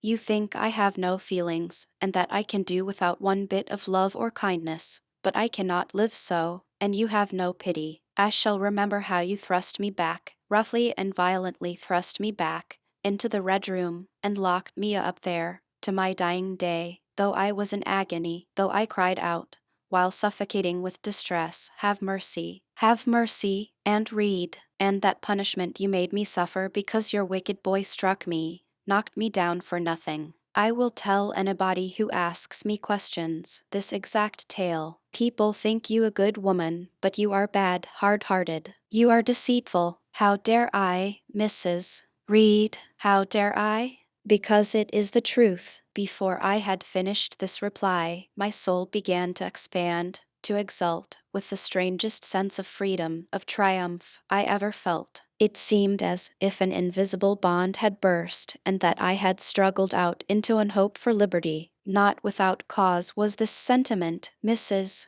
Reed looked frightened. Her work had slipped from her knee. She was lifting up her hands, rocking herself to and fro, and evening twisting her face as if she would cry. Jane, you are under a mistake. What is the matter with you? Why do you tremble so violently? Would you like to drink some water? No, Mrs. Reed. Is there anything else you wish for, Jane? I assure you, I desire to be your friend. Not you. You told Mr. Brocklehurst I had a bad character, a deceitful disposition, and I'll let everybody at Lowood know what you are, and what you have done. Jane, you don't understand these things. Children must be corrected for their faults. Deceit is not my fault, I cried out in a savage, high voice. But you are passionate, Jane, that you must allow. And now return to the nursery, there's a dear, and lie down a little. I am not your dear, I cannot lie down. Send me to school soon, Mrs. Read, for I hate to live here. I will truly send her to school soon, murmured Mrs. Reed sotto voce, and gathering up her work, she abruptly quitted the apartment. I was left there alone, winner of the field. It was the hardest battle I had fought, and the first victory I had gained. I stood a while on the rug, where Mr. Brocklehurst had stood, and I enjoyed my conqueror's solitude. First, I smiled to myself and felt elate, but this fierce pleasure subsided in me as fast as did the accelerated throb of my pulses. A child cannot quarrel with its elders, as I had done, cannot give its furious feelings uncontrolled play, as I had given mine, without experiencing afterwards the pang of remorse and the chill of reaction. A ridge of lighted heath, alive, glancing, devouring, would have been a meet emblem of my mind when I accused and menaced Mrs. Reed. The same ridge, black and blasted after the flames are dead, would have represented as meetly my subsequent condition, when half an hour's silence and reflection had shown me the madness of my conduct, and the dreariness of my hated and hating position. Something of vengeance I had tasted for the first time, as aromatic wine it seemed, on swallowing, warm and racy. Its after flavor, metallic and corroding, gave me a sensation as if I had been poisoned. Willingly would I now have gone and asked Mrs. Reed's pardon, but I knew, partly from experience and partly from instinct, that was the way to make her repulse me with double scorn, by that re-exciting every turbulent impulse of my nature. I would fain exercise some better faculty than that of fierce speaking, fain find nourishment for some less fiendish feeling than that of somber indignation. I took a book, some Arabian tales. I sat down and endeavored to read. I could make no sense of the subject. My own thoughts swam always between me and the page I had usually found fascinating. I opened the glass door in the breakfast room. The shrubbery was quite still. The black frost reigned, unbroken by sun or breeze, through the grounds. I covered my head and arms with the skirt of my frock, and went out to walk in a part of the plantation which was quite sequestrated. But I found no pleasure in the silent trees, the falling fir cones, the congealed relics of autumn, russet leaves, swept by past winds in heaps, and now stiffened together. I leaned against a gate, and looked into an empty field where no sheep were feeding, where the short grass was nipped and blanched. It was a very grey day, a most opaque sky, onding on snaw, canopied all, from their flakes fell at intervals, which settled on the hard path and on the hoary lea without melting. I stood a wretched child enough, whispering to myself over and over again, "What shall I do? What shall I do?" All at once I heard a clear voice call, "Miss Jane, where are you? Come to lunch." It was Bessie, I knew well enough, but I did not stir. Her light step came tripping down the path. "You naughty little thing," she said. "Why don't you come when you are called?" Bessie's presence, compared with the thoughts over which I had been brooding, seemed cheerful, evening though, as usual, she was somewhat cross. The fact is, after my conflict with and victory over Mrs. Reed, I was not disposed to care much for the nursemaid's transitory anger, and I was disposed to bask in her youthful lightness of heart. I just put my 2 arms round her and said, "Come, Bessie, don't scold." The action was more frank and fearless than any I was habituated to indulge in. Somehow it pleased her. "You are a strange child, Miss Jane," she said as she looked down at me, "a little roving, solitary thing, and you are going to school, I suppose?" I nodded. "And won't you be sorry to leave poor Bessie?" "What does Bessie care for me? She is always scolding me, because you're such a queer, frightened, shy little thing. You should be bolder." "What, to get more knocks?" "Nonsense. But you are rather put upon, that's certain. My mother said, when she came to see me last week, that she would not like a little one of her own to be in your place. Now, come in, and I've some good news for you." "I don't think you have, Bessie." "Child, what do you mean? What sorrowful eyes you fix on me." "Well, but Mrs. and the young ladies and Master John are going out to tea this afternoon, and you shall have tea with me. I'll ask cook to bake you a little cake, and then you shall help me to look over your drawers, for I am soon to pack your trunk. Mrs. intends you to leave Gateshead in a day or two, and you shall choose what toys you like to take with you. Bessie, you must promise not to scold me any more till I go. Well, I will, but mind you are a very good girl and don't be afraid of me. Don't start when I chance to speak rather sharply, it's so provoking. I don't think I shall ever be afraid of you again, Bessie, because I have got used to you, and I shall soon have another set of people to dread. If you dread them, they'll dislike you. As you do, Bessie, I don't dislike you, miss. I believe I am fonder of you than of all the others. You don't show it. You little sharp thing, you've got quite a new way of talking. What makes you so venturesome and hearty? Why, I shall soon be away from you. And besides, I was going to say something about what had passed between me and Mrs. Reed, but on second thoughts I considered it better to remain silent on that head. And so you're glad to leave me? Not at all, Bessie, truly. Just now I'm rather sorry. Just now. And rather. How coolly my little lady says it. I dare say now if I were to ask you for a kiss you wouldn't give it me. You'd say you'd rather not. I'll kiss you and welcome. Bend your head down. Bessie stooped. We mutually embraced, and I followed her into the house quite comforted. That afternoon lapsed in peace and harmony, and in the evening Bessie told me some of her most enchanting stories, and sang me some of her sweetest songs. Chapter 5. 5 o'clock had hardly struck on the morning of the 19th of January, when Bessie brought a candle into my closet, and found me already up and nearly dressed. I had risen half an hour before her entrance, and had washed my face, and put on my clothes by the light of a half-moon just setting, whose rays streamed through the narrow window near my crib. I was to leave Gateshead that day by a coach which passed the lodge gates at 6 a.m. Bessie was the only person yet risen. She had lit a fire in the nursery, where she now proceeded to make my breakfast. Few children can eat when excited with the thoughts of a journey, nor could I. Bessie, having pressed me in vain to take a few spoonfuls of the boiled milk and bread she had prepared for me, wrapped up some biscuits in a paper and put them into my bag.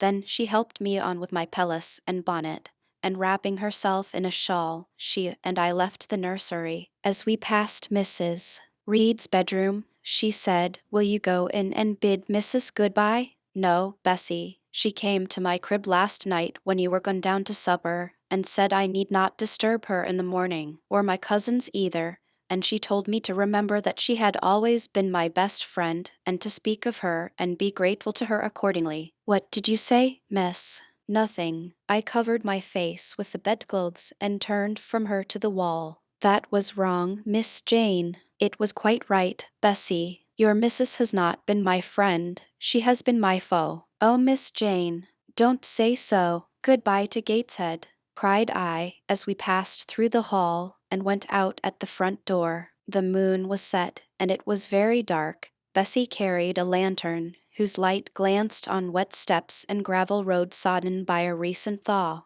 Raw and chill was the winter morning. My Tess chattered as I hastened down the drive. There was a light in the porter's lodge. When we reached it, we found the porter's wife just kindling her fire. My trunk, which had been carried down the evening before, stood corded at the door. It wanted but a few minutes of 6, and shortly after that hour had struck, the distant roll of wheels announced the coming coach. I went to the door and watched its lamps approach rapidly through the gloom. "Is she going by herself?" asked the porter's wife. "Yes." "And how far is it?" 50 miles. "What a long way. I wonder Mrs. Reed is not afraid to trust her so far alone." The coach drew up. There it was at the gates with its 4 horses, and its top laden with passengers. The guard and coachman loudly urged haste. My trunk was hoisted up. I was taken from Bessie's neck, to which I clung with kisses. "Be sure and take good care of her," cried she to the guard, as he lifted me into the inside. I, was the answer. The door was slapped to, a voice exclaimed, "All right," and on we drove. Thus was I severed from Bessie and Gateshead, thus whirled away to unknown, and, as I then deemed, remote and mysterious regions. I remember but little of the journey. I only know that the day seemed to me of a preternatural length, and that we appeared to travel over hundreds of miles of road. We passed through several towns, and in one, a very large one, the coach stopped. The horses were taken out, and the passengers alighted to dine. I was carried into an inn, where the guard wanted me to have some dinner, but, as I had no appetite, he left me in an immense room with a fireplace at each end, a chandelier pendant from the ceiling, and a little red gallery high up against the wall filled with musical instruments. Here I walked about for a long time, feeling very strange, and mortally apprehensive of someone coming in and kidnapping me, for I believed in kidnappers, their exploits having frequently figured in Bessie's fireside chronicles. At last the guard returned. Once more I was stowed away in the coach. My protector mounted his own seat, sounded his hollow horn, and away we rattled over the stony street of L. The afternoon came on wet and somewhat misty. As it waned into dusk, I began to feel that we were getting very far truly from Gateshead. We ceased to pass through towns. The country changed. Great grey hills heaved up round the horizon. As twilight deepened, we descended a valley, dark with wood, and long after night had overclouded the prospect, I heard a wild wind rushing amongst trees. Lulled by the sound, I at last dropped asleep. I had not long slumbered when the sudden cessation of motion woke me. The coach door was open, and a person like a servant was standing at it. I saw her face and dress by the light of the lamps. "Is there a little girl called Jane Eyre here?" she asked. I answered, yes, and was then lifted out. My trunk was handed down, and the coach instantly drove away. I was stiff with long sitting, and bewildered with the noise and motion of the coach. Gathering my faculties, I looked about me. Rain, wind, and darkness filled the air. Nevertheless, I dimly discerned a wall before me and a door open in it. Through this door I passed with my new guide. She shut and locked it behind her. There was now visible a house or houses, for the building spread far, with many windows, and lights burning in some. We went up a broad pebbly path, splashing wet, and were admitted at a door. Then the servant led me through a passage into a room with a fire, where she left me alone. I stood and warmed my numbed fingers over the blaze. Then I looked round. There was no candle, but the uncertain light from the hearth showed, by intervals, papered walls, carpet, curtains, shining mahogany furniture. It was a parlor, not so spacious or splendid as the drawing-room at Gateshead, but comfortable enough. I was puzzling to make out the subject of a picture on the wall, when the door opened, and an individual carrying a light entered.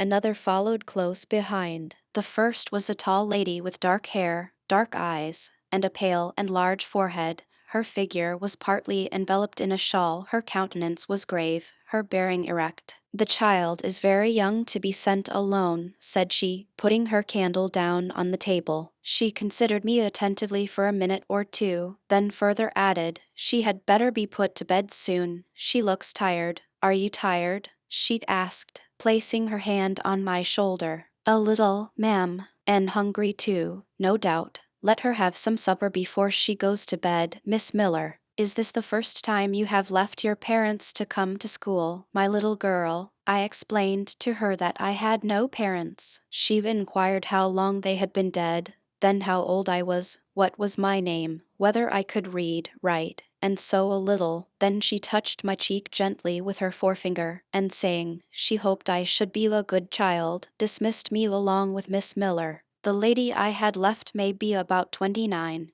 The one who went with me appeared some years younger. The first impressed me by her voice, look, and air. Miss Miller was more ordinary, ruddy in complexion, though of a careworn countenance, hurried in gait and action, like one who had always a multiplicity of tasks on hand. She looked, truly, what I afterwards found she really was, an under-teacher. Led by her, I passed from compartment to compartment, from passage to passage, of a large and irregular building, till, emerging from the total and somewhat dreary silence pervading that portion of the house we had traversed, we came upon the hum of many voices, and soon entered a wide, long room, with great deal tables, two at each end, on each of which burnt a pair of candles, and seated all round on benches, a congregation of girls of every age, from 9 or 10 to 20. Seen by the dim light of the dips, their number to me appeared countless, though not in reality exceeding 80. They were uniformly dressed in brown stuff frocks of quaint fashion, and long holland pinafores. It was the hour of study. They were engaged in conning over their to-tomorrow's task, and the hum I had heard was the combined result of their whispered repetitions. Miss Miller signed to me to sit on a bench near the door. Then walking up to the top of the long room she cried out, "Monitors, collect the lesson books and put them away." 4 tall girls arose from different tables and going round, gathered the books and removed them. Miss Miller again gave the word of command, "Monitors, fetch the supper trays." The tall girls went out and returned soon, each bearing a tray, with portions of something, I knew not what, arranged thereon, and a pitcher of water and mug in the middle of each tray. The portions were handed round. Those who liked took a draught of the water, the mug being common to all. When it came to my turn, I drank, for I was thirsty, but did not touch the food, excitement and fatigue rendering me incapable of eating. I now saw, however, that it was a thin oaten cake shared into fragments. The meal over, prayers were read by Miss Miller, and the classes filed off, 2 and 2, upstairs. Overpowered by this time with weariness, I scarcely noticed what sort of a place the bedroom was, except that, like the schoolroom, I saw it was very long. Tonight I was to be Miss Miller's bedfellow. She helped me to undress. When laid down I glanced at the long rows of beds, each of which was quickly filled with 2 occupants. In 10 minutes the single light was extinguished,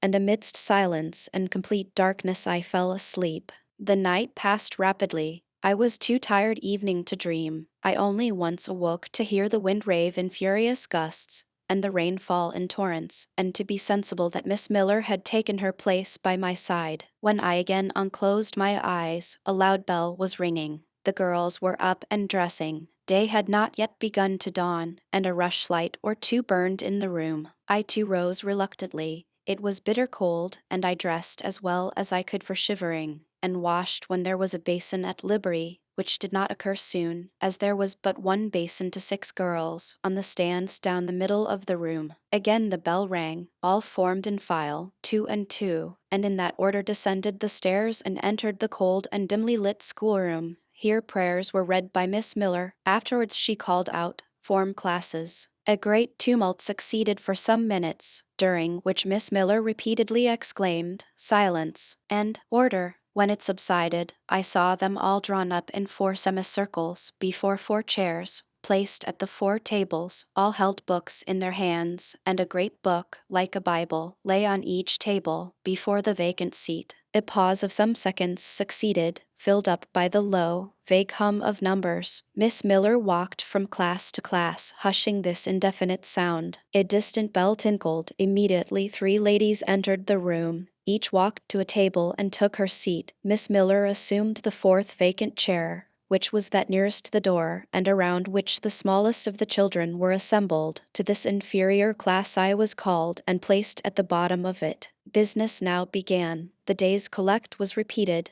Then certain texts of scripture were said, and to these succeeded a protracted reading of chapters in the Bible, which lasted an hour. By the time that exercise was terminated, day had fully dawned. The indefatigable bell now sounded for the 4th time. The classes were marshaled, and marched into another room to breakfast. How glad I was to behold a prospect of getting something to eat. I was now nearly sick from inanition, having taken so little the day before. The refectory was a great, low-ceiled, gloomy room. On 2 long tables smoked basins of something hot, which, however, to my dismay, sent forth an odor far from inviting. I saw a universal manifestation of discontent when the fumes of the repast met the nostrils of those destined to swallow it. From the van of the procession, the tall girls of the 1st class, rose the whispered words, "Disgusting. The porridge is burnt again." "Silence," ejaculated a voice, not that of Miss Miller, but one of the upper teachers, a little and dark personage, smartly dressed, but of somewhat morose aspect,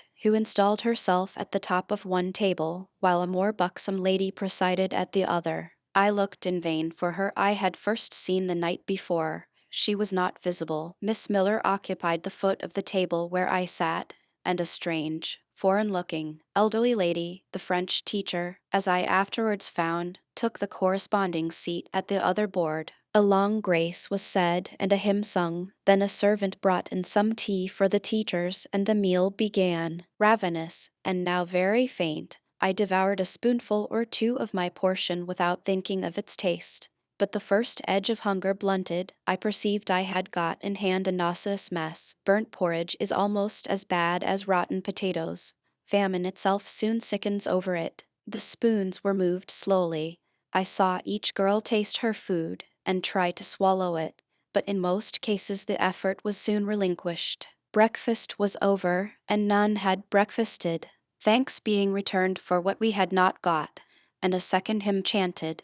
The refectory was evacuated for the schoolroom. I was one of the last to go out, and in passing the tables, I saw one teacher take a basin of the porridge and taste it. She looked at the others, all their countenances expressed displeasure, and one of them, the stout one, whispered, "Abominable stuff! How shameful!" A quarter of an hour passed before lessons again began, during which the schoolroom was in a glorious tumult. For that space of time it seemed to be permitted to talk loud and more freely, and they used their privilege. The whole conversation ran on the breakfast, which one and all abused roundly. Poor things! It was the sole consolation they had. Miss Miller was now the only teacher in the room. A group of great girls standing about her spoke with serious and sullen gestures. I heard the name of Mr. Brocklehurst pronounced by some lips, at which Miss Miller shook her head disapprovingly, but she made no great effort to check the general wrath. Doubtless she shared in it. A clock in the schoolroom struck 9. Miss Miller left her circle, and standing in the middle of the room, cried, "Silence! To your seats!"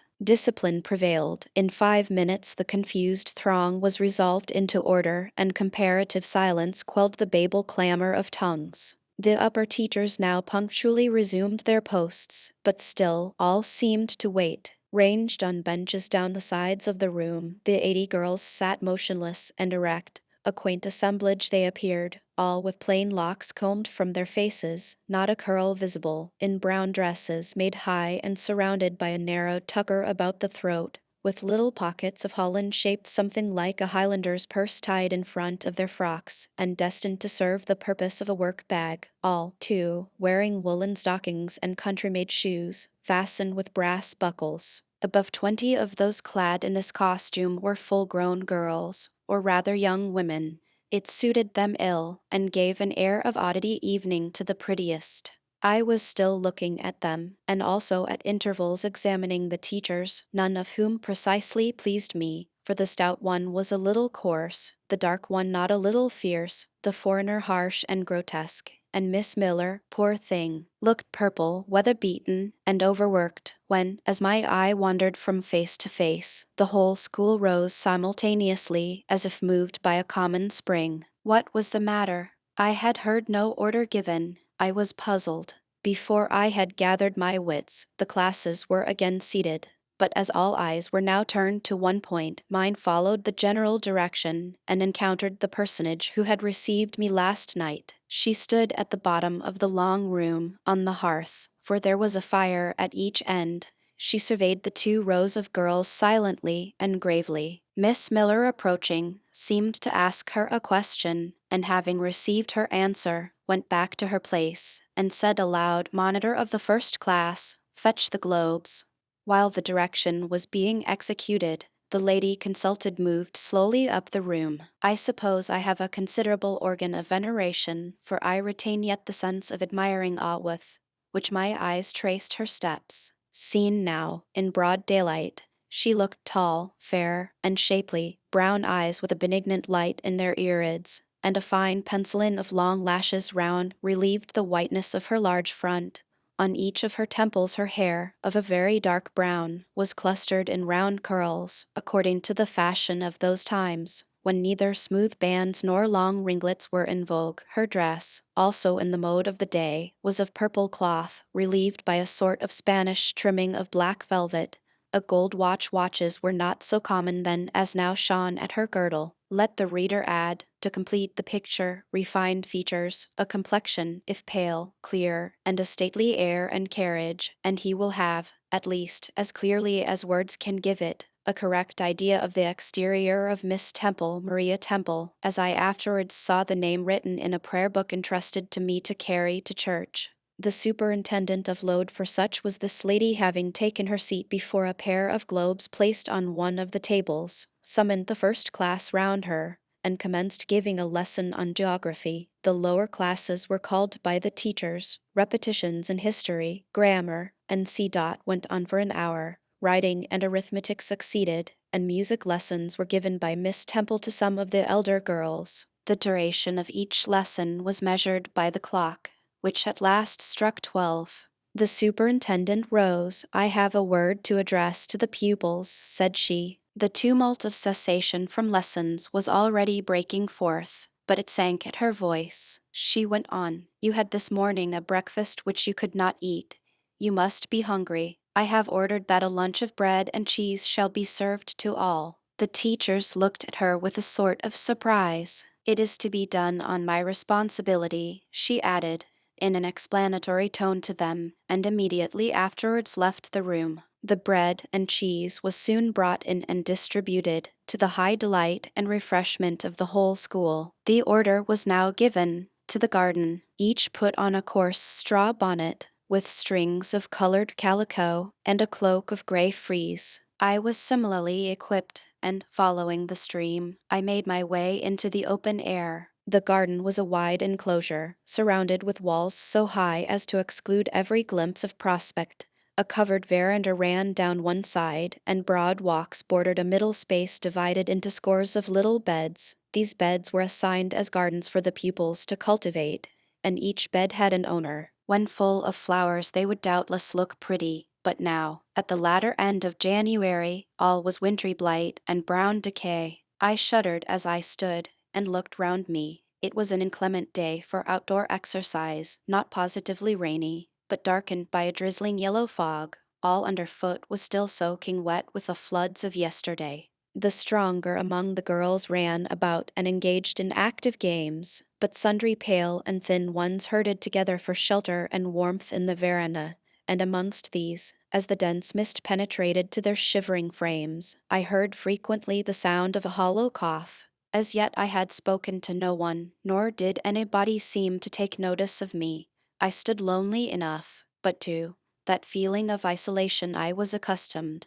It did not oppress me much. I leant against a pillar of the veranda, drew my gray mantle close about me, and, trying to forget the cold which nipped me without, and the unsatisfied hunger which gnawed me within, delivered myself up to the employment of watching and thinking. My reflections were too undefined and fragmentary to merit record. I hardly yet knew where I was gated, and my past life seemed floated away to an immeasurable distance. The present was vague and strange, and of the future I could form no conjecture. I looked round the convent-like garden and then up at the house, a large building, half of which seemed gray and old, the other half quite new. The new part, containing the schoolroom and dormitory, was lit by mullioned and latticed windows, which gave it a church-like aspect. A stone tablet over the door bore this inscription, "Lode Institution." This portion was rebuilt A.D. by Naomi Brocklehurst of Brocklehurst Hall, in this county. "Let your light so shine before men, that they may see your good works, and glorify your Father which is in heaven." St.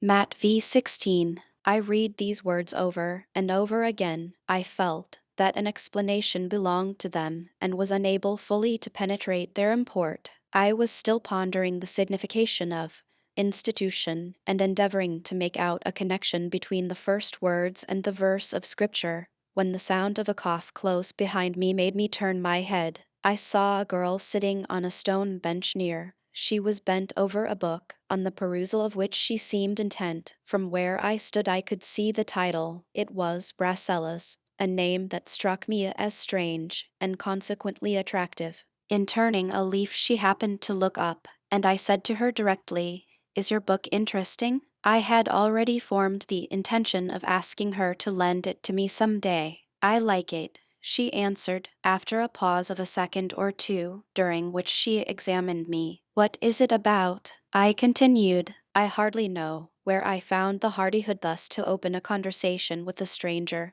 The step was contrary to my nature and habits, but I think her occupation touched a chord of sympathy somewhere, for I too liked reading, though of a frivolous and childish kind. I could not digest or comprehend the serious or substantial. You may look at it, replied the girl, offering me the book. I did so. A brief examination convinced me that the contents were less taking than the title. Rasselas looked dull to my trifling taste. I saw nothing about fairies, nothing about genii, no bright variety seemed spread over the closely printed pages. I returned it to her. She received it quietly, and without saying anything she was about to relapse into her former studious mood. Again I ventured to disturb her. Can you tell me what the writing on that stone over the door means? What is Lode Institution?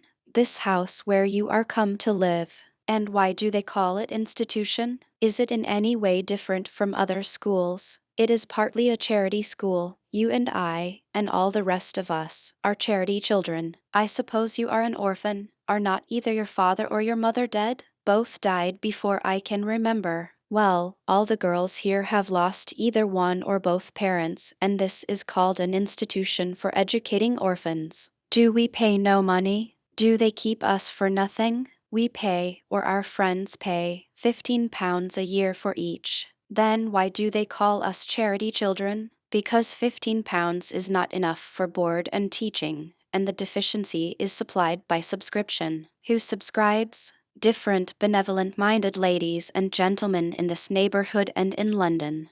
Who was Naomi Brocklehurst?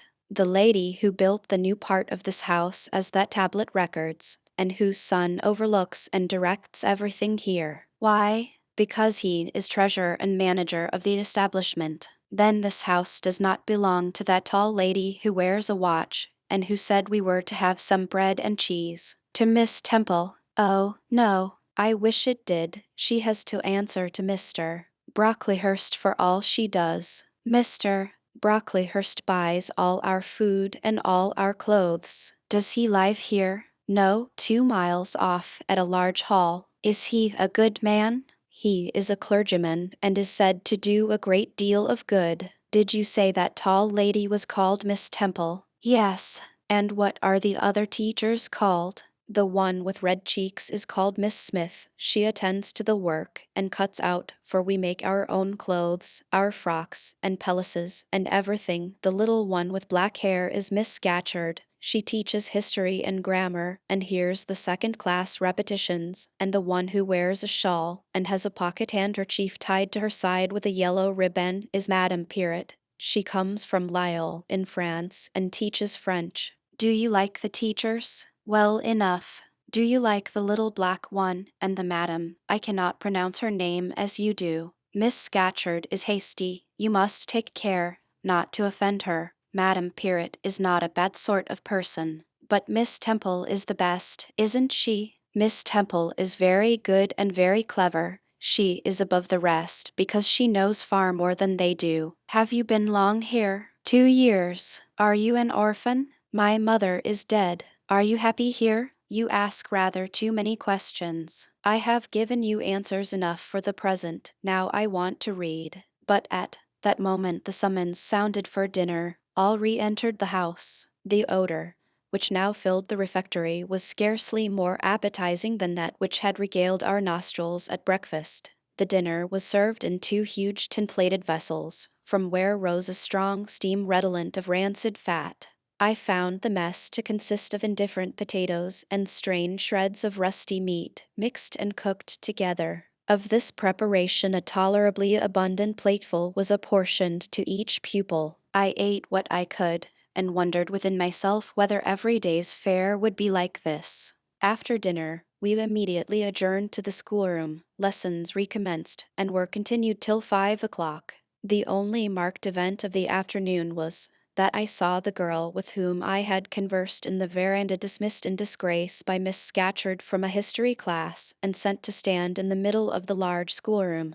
The punishment seemed to me in a high degree ignominious, especially for so great a girl. She looked 13 or upwards. I expected she would show signs of great distress and shame, but to my surprise she neither wept nor blushed. Composed, though grave, she stood, the central mark of all eyes. How can she bear it so quietly, so firmly? I asked of myself. Were I in her place, it seems to me I should wish the earth to open and swallow me up. She looks as if she were thinking of something beyond her punishment, beyond her situation, of something not round her nor before her. I have heard of daydreams. Is she in a daydream now? Her eyes are fixed on the floor, but I am sure they do not see it. Her sight seems turned in, gone down into her heart. She is looking at what she can remember, I believe, not at what is really present. I wonder what sort of a girl she is, whether good or naughty. Soon after 5 p.m., we had another meal, consisting of a small mug of coffee and half a slice of brown bread. I devoured my bread and drank my coffee with relish, but I should have been glad of as much more. I was still hungry. Half an hour's recreation succeeded, then study, then the glass of water and the piece of oat cake, prayers and bed.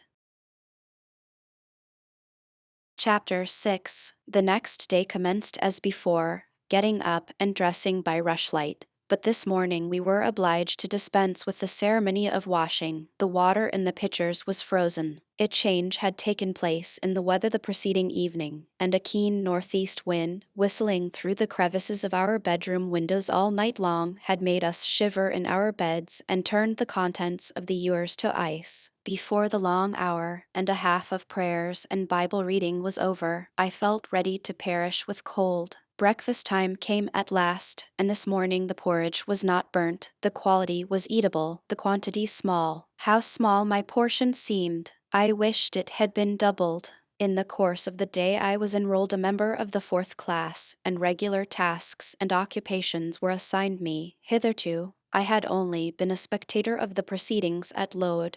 I was now to become an actor in that. At first, being little accustomed to learn by heart, the lessons appeared to me both long and difficult. The frequent change from task to task, too, bewildered me, and I was glad when, about 3 o'clock in the afternoon, Miss Smith put into my hands a border of muslin 2 yards long, together with needle, thimble, and C-dot, and sent me to sit in a quiet corner of the schoolroom, with directions to hem the same. At that hour most of the others were sewing likewise, but one class still stood round Miss Scatcherd's chair reading, and as all was quiet, the subject of their lessons could be heard, together with the manner in which each girl acquitted herself, and the animadversions or commendations of Miss Scatcherd on the performance. It was English history. Among the readers I observed my acquaintance of the Varenne. At the commencement of the lesson, her place had been at the top of the class, but for some error of pronunciation, or some inattention to stops, she was suddenly sent to the very bottom.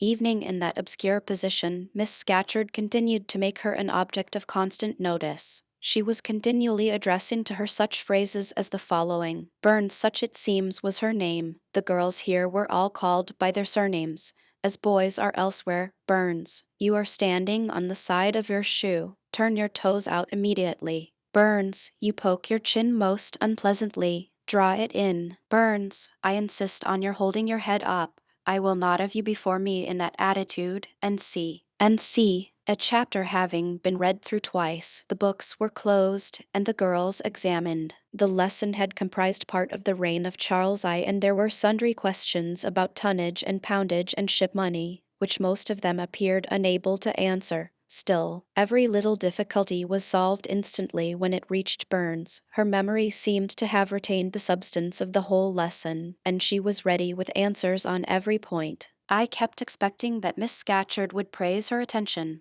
but, instead of that, she suddenly cried out, "You dirty, disagreeable girl, you have never cleaned your nails this morning." Burns made no answer. I wondered at her silence. Why, thought I, does she not explain that she could neither clean her nails nor wash her face, as the water was frozen? My attention was now called off by Miss Smith desiring me to hold a skein of thread. While she was winding it, she talked to me from time to time, asking whether I had ever been at school before, whether I could mark, stitch, knit, and see dot till she dismissed me. I could not pursue my observations on Miss Scatcherd's movements. When I returned to my seat, that lady was just delivering an order of which I did not catch the import, but Burns immediately left the class, and going into the small inner room where the books were kept, returned in half a minute, carrying in her hand a bundle of twigs tied together at one end. This ominous tool she presented to Miss Scatcherd with a respectful courtesy.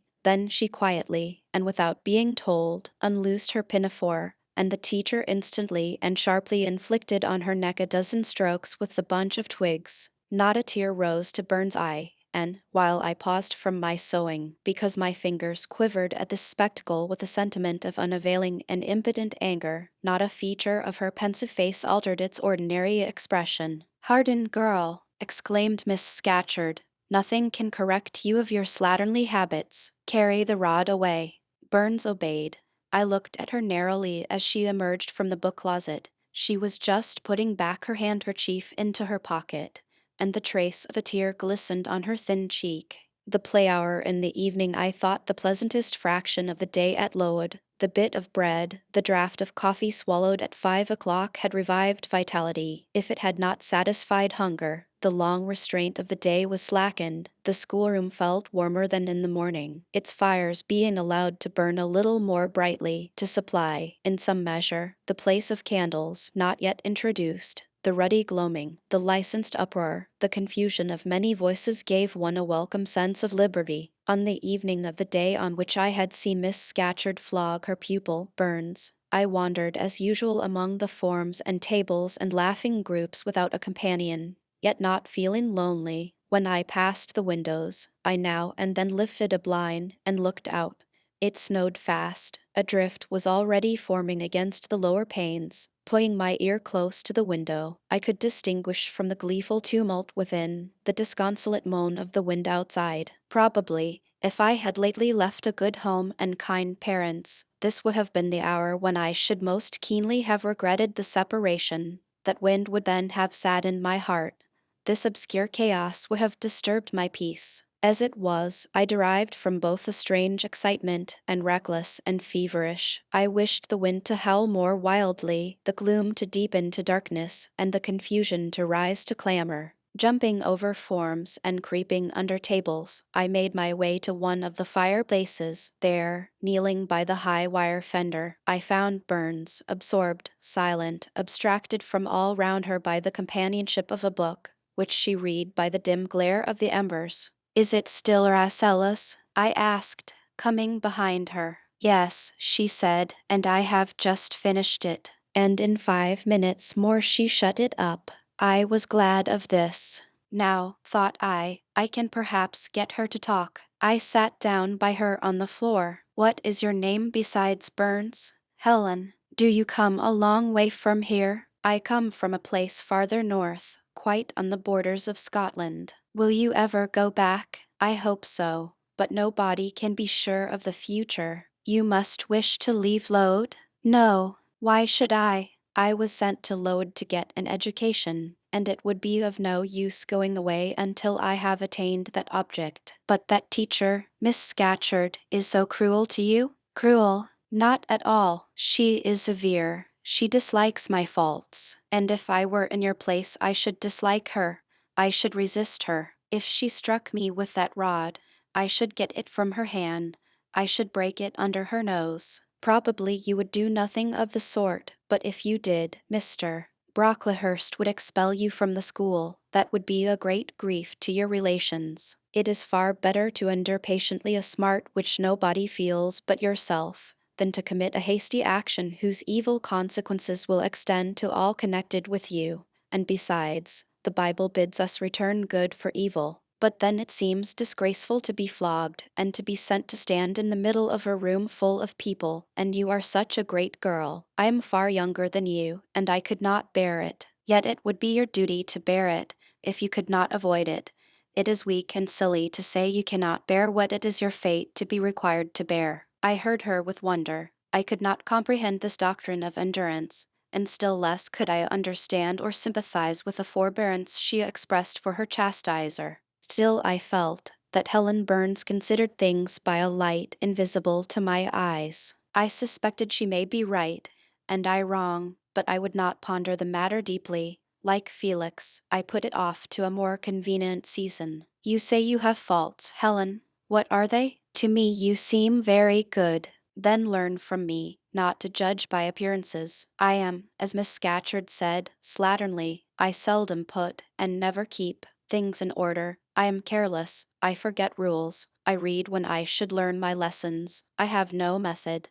And sometimes I say, like you, I cannot bear to be subjected to systematic arrangements. This is all very provoking to Miss Scatcherd, who is naturally neat, punctual, and particular, and cross and cruel, I added. But Helen Burns would not admit my addition. She kept silence. Is Miss Temple as severe to you as Miss Scatcherd? At the utterance of Miss Temple's name, a soft smile flitted over her grave face.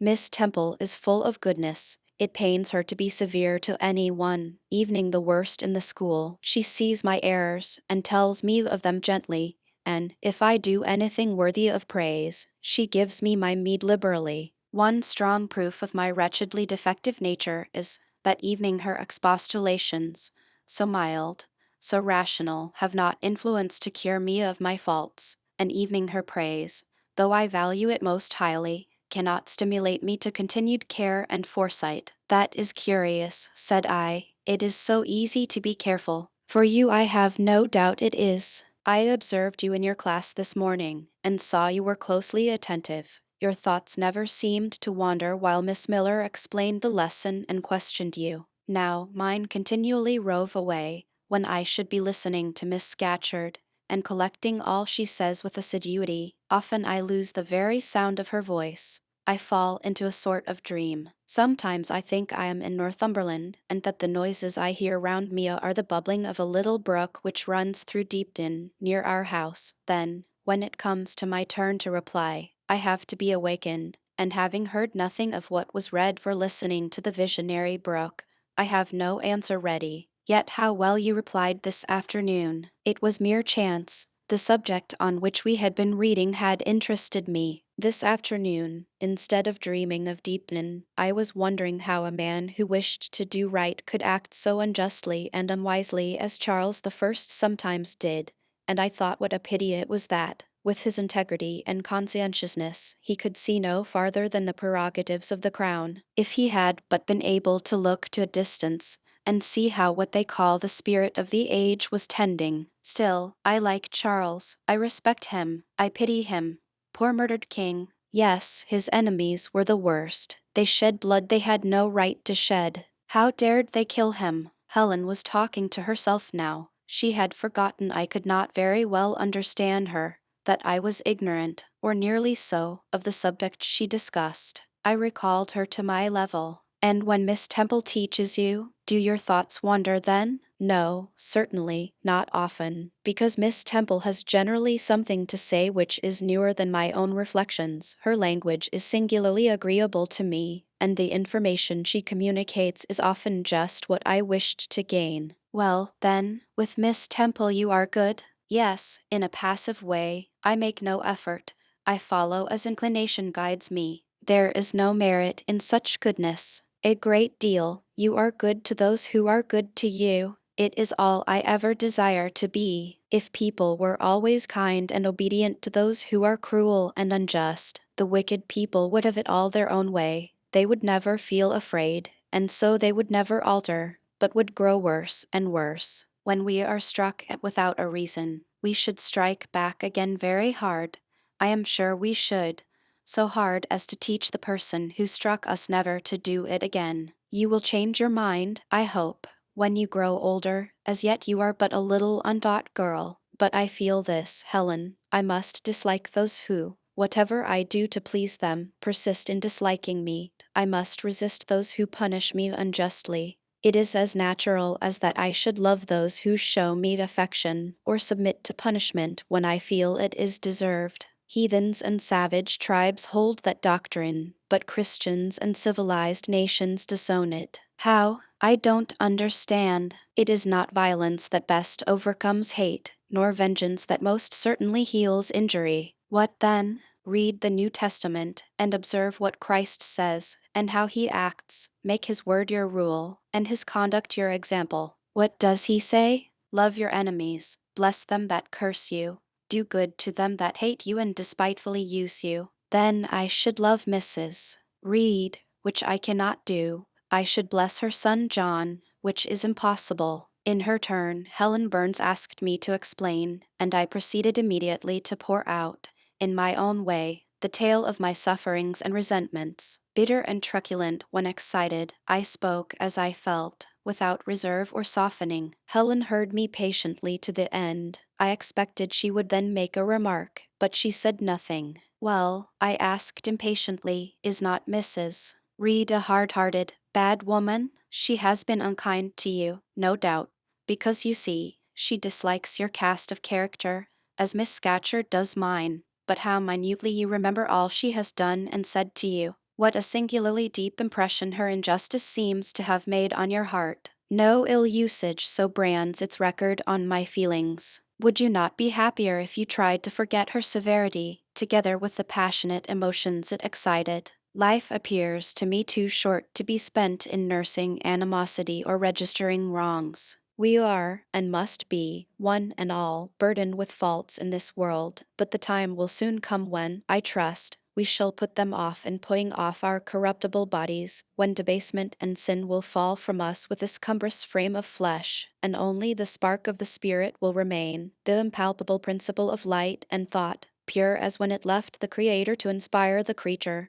From where it came it will return, perhaps again to be communicated to some being higher than man, perhaps to pass through gradations of glory, from the pale human soul to brighten to the seraph. Surely it will never, on the contrary, be suffered to degenerate from man to fiend. No, I cannot believe that. I hold another creed, which no one ever taught me, and which I seldom mention, but in which I delight, and to which I cling, for it extends hope to all. It makes eternity a rest, a mighty home, not a terror and an abyss. Besides, with this creed, I can so clearly distinguish between the criminal and his crime. I can so sincerely forgive the first while I abhor the last. With this creed, revenge never worries my heart. Degradation never too deeply disgusts me. Injustice never crushes me too low. I live in calm, looking to the end. Helen's head, always drooping, sank a little lower as she finished this sentence. I saw by her look she wished no longer to talk to me,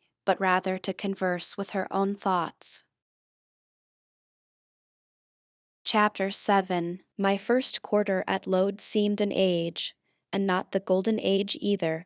It comprised an irksome struggle with difficulties in habituating myself to new rules and unwanted tasks. The fear of failure in these points harassed me worse than the physical hardships of my lot, though these were no trifles. During January, February, and part of March, the deep snows, and, after their melting, the almost impassable roads, prevented our stirring beyond the garden walls, except to go to church. But within these limits we had to pass an hour every day in the open air. Our clothing was insufficient to protect us from the severe cold. We had no boots. The snow got into our shoes and melted there. Our ungloved hands became numbed and covered with chilblains, as were our feet. I remember well the distracting irritation I endured from this cause every evening, when my feet inflamed, and the torture of thrusting the swelled, raw, and stiff toes into my shoes in the morning. Then the scanty supply of food was distressing. With the keen appetites of growing children, we had scarcely sufficient to keep alive a delicate invalid. From this deficiency of nourishment resulted an abuse, which pressed hardly on the younger pupils. Whenever the famished great girls had an opportunity, they would coax or menace the little ones out of their portion. Many a time I have shared between two claimants the precious morsel of brown bread distributed at tea time, and after relinquishing to a third half the contents of my mug of coffee, I have swallowed the remainder with an accompaniment of secret tears, forced from me by the exigency of hunger. Sundays were dreary days in that wintry season. We had to walk 2 miles to Brocklebridge Church, where our patron officiated. We set out cold. We arrived at church colder. During the morning service we became almost paralyzed. It was too far to return to dinner, and an allowance of cold meat and bread, in the same penurious proportion observed in our ordinary meals, was served round between the services. At the close of the afternoon service, we returned by an exposed and hilly road, where the bitter winter wind, blowing over a range of snowy summits to the north, almost flayed the skin from our faces. I can remember Miss Temple walking lightly and rapidly along our drooping line, her plaid cloak, which the frosty wind fluttered, gathered close about her, and encouraging us, by precept and example, to keep up our spirits and march forward, as she said, like stalwart soldiers. The other teachers, poor things, were generally themselves too much dejected to attempt the task of cheering others. How we longed for the light and heat of a blazing fire when we got back! But, to the little ones at least, this was denied. Each hearth in the schoolroom was immediately surrounded by a double row of great girls, and behind them the younger children crouched in groups, wrapping their starved arms in their pinafores. A little solace came at tea time, in the shape of a double ration of bread, a whole, instead of a half, slice, with the delicious addition of a thin scrape of butter. It was the hebdomadal treat to which we all looked forward from Sabbath to Sabbath. I generally contrived to reserve a moiety of this bounteous repast for myself, but the remainder I was invariably obliged to part with. The Sunday evening was spent in repeating, by heart, the Church Catechism and the 5th, 6th, and 7th chapters of St. Matthew, and in listening to a long sermon read by Miss Miller, whose irrepressible yawns attested her weariness. A frequent interlude of these performances was the enactment of the part of Eutychus by some half-dozen of little girls who, overpowered with sleep, would fall down, if not out of the third loft, yet off the fourth form, and be taken up half dead. The remedy was to thrust them forward into the center of the schoolroom, and oblige them to stand there till the sermon was finished. Sometimes their feet failed them, and they sank together in a heap. They were then propped up with the monitor's high stools. I have not yet alluded to the visits of Mr. Brocklehurst, and truly, that gentleman was from home during the greater part of the first month after my arrival, perhaps prolonging his stay with his friend the Archdeacon. His absence was a relief to me. I need not say that I had my own reasons for dreading his coming, but come he did at last. One afternoon I had then been 3 weeks at Lode. As I was sitting with a slate in my hand, puzzling over a sum in long division, my eyes, raised in abstraction to the window, caught sight of a figure just passing. I recognized almost instinctively that gaunt outline, and when, 2 minutes after, all the school, teachers included, rose en masse, it was not necessary for me to look up in order to ascertain whose entrance they thus greeted. A long stride measured the schoolroom, and soon beside Miss Temple, who herself had risen, stood the same black column which had frowned on me so ominously from the hearthrug of Gateshead.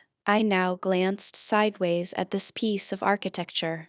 Yes, I was right. It was Mr. Brocklehurst, buttoned up in a surtout, and looking longer, narrower, and more rigid than ever. I had my own reasons for being dismayed at this apparition. Too well I remembered the perfidious hints given by Mrs. Reed about my disposition, and see. The promise pledged by Mr. Brocklehurst to apprise Miss Temple and the teachers of my vicious nature. All along I had been dreading the fulfillment of this promise. I had been looking out daily for the coming man, whose information respecting my past life and conversation was to brand me as a bad child forever. Now there he was. He stood at Miss Temple's side. He was speaking low in her ear. I did not doubt he was making disclosures of my villainy, and I watched her eye with painful anxiety, expecting every moment to see its dark orb turn on me a glance of repugnance and contempt. I listened too, and as I happened to be seated quite at the top of the room,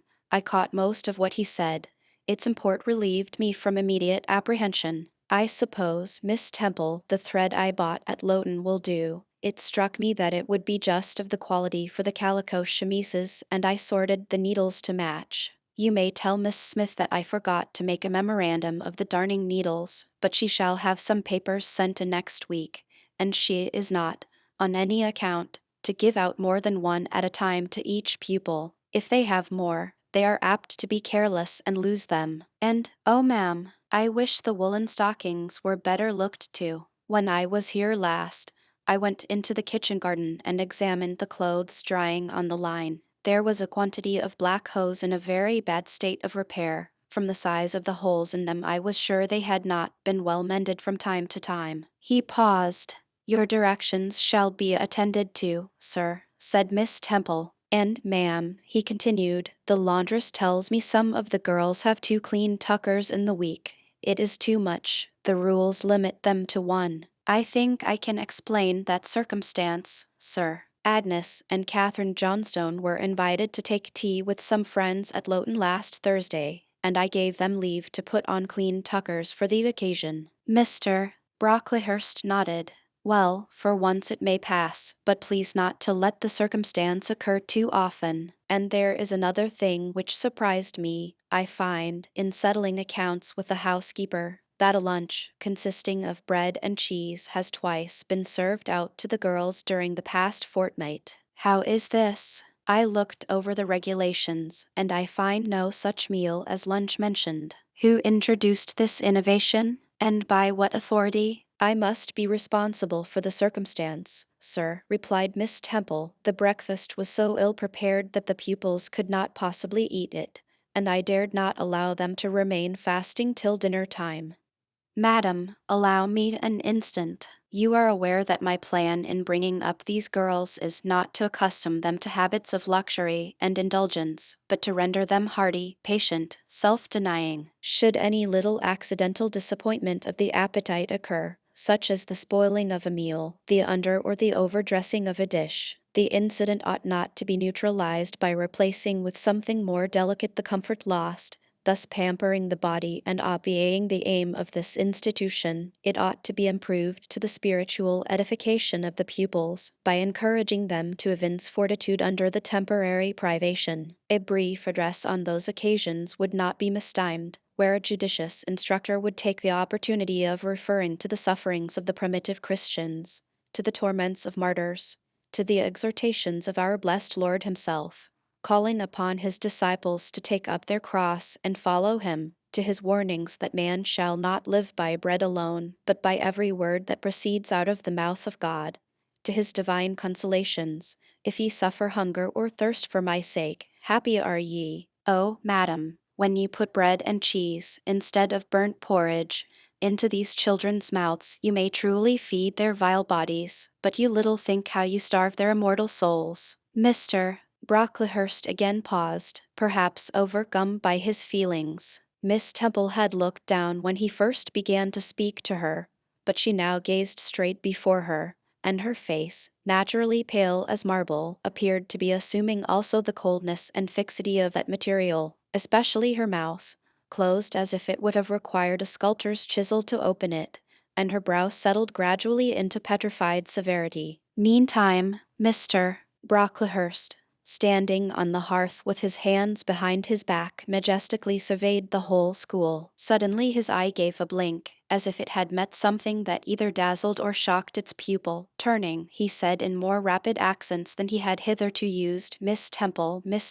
what is that girl with curled hair? Red hair, ma'am, curled all over. And extending his cane he pointed to the awful object, his hand shaking as he did so. It is Julia Severn, replied Miss Temple very quietly. Julia Severn, ma'am. And why has she, or any other, curled hair? Why, in defiance of every precept and principle of this house, does she conform to the world so openly here in an evangelical, charitable establishment as to wear her hair one mass of curls? Julia's hair curls naturally, returned Miss Temple, still more quietly. Naturally, yes, but we are not to conform to nature. I wish these girls to be the children of grace. And why that abundance? I have again and again intimated that I desire the hair to be arranged closely, modestly, plainly. Miss Temple, that girl's hair must be cut off entirely. I will send a barber tomorrow, and I see others who have far too much of the excrescence. That tall girl, tell her to turn round. Tell all the first form to rise up and direct their faces to the wall.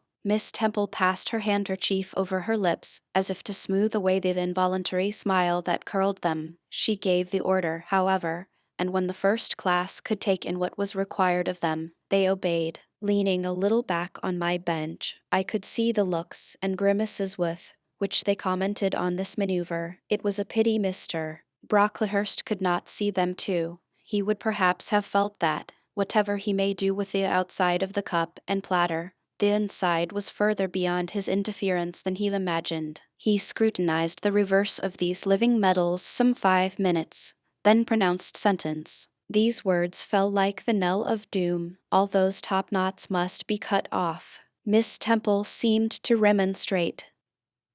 "Madam," he pursued, "I have a master to serve whose kingdom is not of this world. My mission is to mortify in these girls the lusts of the flesh, to teach them to clothe themselves with shamefacedness and sobriety, not with braided hair and costly apparel, and each of the young persons before us has a string of hair twisted in plaits which vanity itself may have woven. These, I repeat, must be cut off. Think of the time wasted, of Mr. Brocklehurst was here interrupted. 3 other visitors, ladies, now entered the room. They ought to have come a little sooner to have heard his lecture on dress, for they were splendidly attired in velvet, silk, and furs. The 2 younger of the trio, fine girls of 16 and 17, had gray beaver hats, then in fashion, shaded with ostrich plumes, and from under the brim of this graceful headdress fell a profusion of light tresses, elaborately curled. The elder lady was enveloped in a costly velvet shawl, trimmed with ermine, and she wore a false front of French curls. These ladies were deferentially received by Miss Temple as Mrs. and the Misses Brocklehurst, and conducted to seats of honor at the top of the room. It seems they had come in the carriage with their reverend relative, and had been conducting a rummaging scrutiny of the room upstairs, while he transacted business with the housekeeper, questioned the laundress, and lectured the superintendent. They now proceeded to address divers remarks and reproofs to Miss Smith, who was charged with the care of the linen and the inspection of the dormitories, but I had no time to listen to what they said. Other matters called off and enchanted my attention. Hitherto, while gathering up the discourse of Mr. Brocklehurst and Miss Temple, I had not, at the same time, neglected precautions to secure my personal safety, which I thought would be effected if I could only elude observation. To this end, I had sat well back on the form, and while seeming to be busy with my sum, had held my slate in such a manner as to conceal my face. I may have escaped notice had not my treacherous slate somehow happened to slip from my hand, and falling with an obtrusive crash, directly drawn every eye upon me. I knew it was all over now, and, as I stooped to pick up the 2 fragments of slate, I rallied my forces for the worst. "It came, a careless girl," said Mr. Brocklehurst, and immediately after, "It is the new pupil, I perceive." And before I could draw breath, "I must not forget I have a word to say respecting her." Then aloud, how loud it seemed to me, "Let the child who broke her slate come forward." Of my own accord I could not have stirred. I was paralyzed, but the 2 great girls who sat on each side of me set me on my legs and pushed me towards the dread judge, and then Miss Temple gently assisted me to his very feet, and I caught her whispered counsel, "Don't be afraid, Jane. I saw it was an accident. You shall not be punished." The kind whisper went to my heart like a dagger. Another minute, and she will despise me for a hypocrite, thought I, and an impulse of fury against Reed, Brocklehurst, and Co. bounded in my pulses at the conviction. I was no Helen Burns. "Fetch that stool," said Mr. Brocklehurst, pointing to a very high one from which a monitor had just risen. It was brought. "Place the child upon it," and I was placed there, by whom I don't know. I was in no condition to note particulars.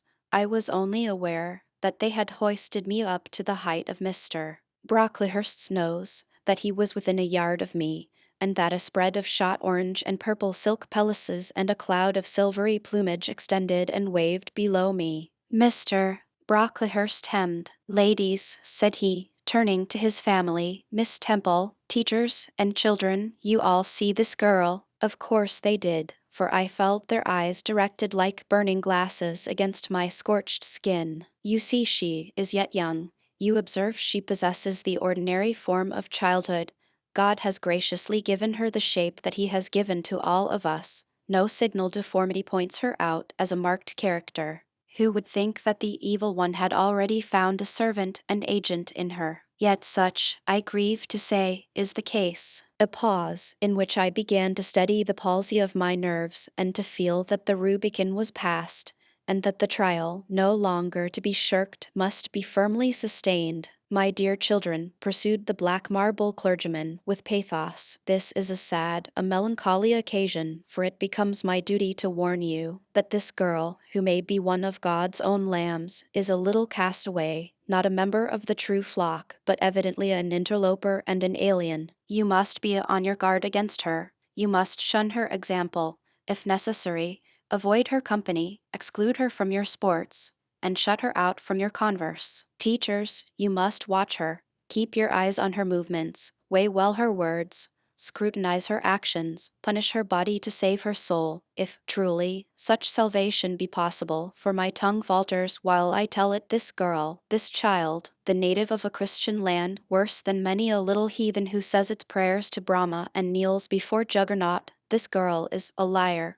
Now came a pause of 10 minutes, during which I, by this time in perfect possession of my wits, observed all the female Brocklehursts produce their pocket handkerchiefs and apply them to their optics, while the elderly lady swayed herself to and fro, and the two younger ones whispered, "How shocking!" Mr. Brocklehurst resumed. This I learned from her benefactress, from the pious and charitable lady who adopted her in her orphan state, reared her as her own daughter, and whose kindness, whose generosity the unhappy girl repaid by an ingratitude so bad, so dreadful, that at last her excellent patroness was obliged to separate her from her own young ones. Fearful lest her vicious example should contaminate their purity, she has sent her here to be healed, evening as the Jews of old sent their disease to the troubled pool of Bethesda. And, teachers, superintendent, I beg of you not to allow the waters to stagnate round her. With this sublime conclusion, Mr. Brocklehurst adjusted the top button of his surtout, muttered something to his family, who rose, bowed to Miss Temple, and then all the great people sailed in state from the room. Turning at the door, my judge said, "Let her stand half an hour longer on that stool, and let no one speak to her during the remainder of the day." There was I, then, mounted aloft. I, who had said I could not bear the shame of standing on my natural feet in the middle of the room, was now exposed to general view on a pedestal of infamy. What my sensations were, no language can describe, but just as they all rose, stifling my breath and constricting my throat, a girl came up and passed me. In passing, she lifted her eyes. What a strange light inspired them! What an extraordinary sensation that ray sent through me! How the new feeling bore me up! It was as if a martyr, a hero, had passed a slave or victim and imparted strength in the transit. I mastered the rising hysteria, lifted up my head, and took a firm stand on the stool. Helen Burns asked some slight question about her work of Miss Smith, was chidden for the triviality of the inquiry, returned to her place, and smiled at me as she again went by. What a smile! I remember it now, and I know that it was the effluence of fine intellect, of true courage. It lit up her marked lineaments, her thin face, her sunken gray eye, like a reflection from the aspect of an angel. Yet at that moment Helen Burns wore on her arm the untidy badge. Scarcely an hour ago I had heard her condemned by Miss Scatcherd to a dinner of bread and water on the tomorrow because she had blotted an exercise in copying it out. Such is the imperfect nature of man. Chapter 8. Before the half-hour ended, 5 o'clock struck, school was dismissed, and all were gone into the refectory to tea. I now ventured to descend. It was deep dusk. I retired into a corner, and sat down on the floor. The spell by which I had been so far supported began to dissolve. Reaction took place, and soon, so overwhelming was the grief that seized me, I sank prostrate with my face to the ground. Now I wept. Helen Burns was not here. Nothing sustained me. Left to myself, I abandoned myself, and my tears watered the boards. I had meant to be so good, and to do so much at Lode, to make so many friends, to earn respect and win affection. Already I had made visible progress. That very morning I had reached the head of my class. Miss Miller had praised me warmly. Miss Temple had smiled approbation. She had promised to teach me drawing, and to let me learn French, if I continued to make similar improvement 2 months longer. and then I was well received by my fellow pupils, treated as an equal by those of my own age, and not molested by any. Now, here I lay again crushed and trodden on, and could I ever rise more? Never, I thought, and ardently I wished to die. While sobbing out this wish in broken accents, someone approached. I started up. Again Helen Burns was near me. The fading fires just showed her coming up the long, vacant room. She brought my coffee and bread. "Come, eat something," she said, but I put both away from me, feeling as if a drop or a crumb would have choked me in my present condition. Helen regarded me, probably with surprise. I could not now abate my agitation, though I tried hard. I continued to weep aloud. She sat down on the ground near me, embraced her knees with her arms, and rested her head upon them. In that attitude she remained silent as an Indian. I was the first who spoke. "Helen, why do you stay with a girl whom everybody believes to be a liar?" "Everybody, Jane? Why, there are only 80 people who have heard you called so, and the world contains hundreds of millions." "But what have I to do with millions? The 80 I know despise me." "Jane, you are mistaken. Probably not one in the school either despises or dislikes you. Many, I am sure, pity you much." "How can they pity me after what Mr. Brocklehurst has said?" "Mr. Brocklehurst is not a god, nor is he even a great and admired man. He is little liked here. He never took steps to make himself liked. Had he treated you as an especial favorite, you would have found enemies, declared or covert, all around you. As it is, the greater number would offer you sympathy if they dared. Teachers and pupils may look coldly on you for a day or two, but friendly feelings are concealed in their hearts, and if you persevere in doing well, these feelings will before long appear so much the more evidently for their temporary suppression. Besides, Jane," she paused. "Well, Helen," said I, putting my hand into hers. She chafed my fingers gently to warm them, and went on. "If all the world hated you, and believed you wicked, while your own conscience approved you, and absolved you from guilt, you would not be without friends. No, I know I should think well of myself, but that is not enough. If others don't love me, I would rather die than live. I cannot bear to be solitary and hated, Helen. Look here, to gain some real affection from you, or Miss Temple, or any other whom I truly love, I would willingly submit to have the bone of my arm broken, or to let a bull toss me, or to stand behind a kicking horse, and let it dash its hoof at my chest." "Hush, Jane, you think too much of the love of human beings. You are too impulsive, too vehement.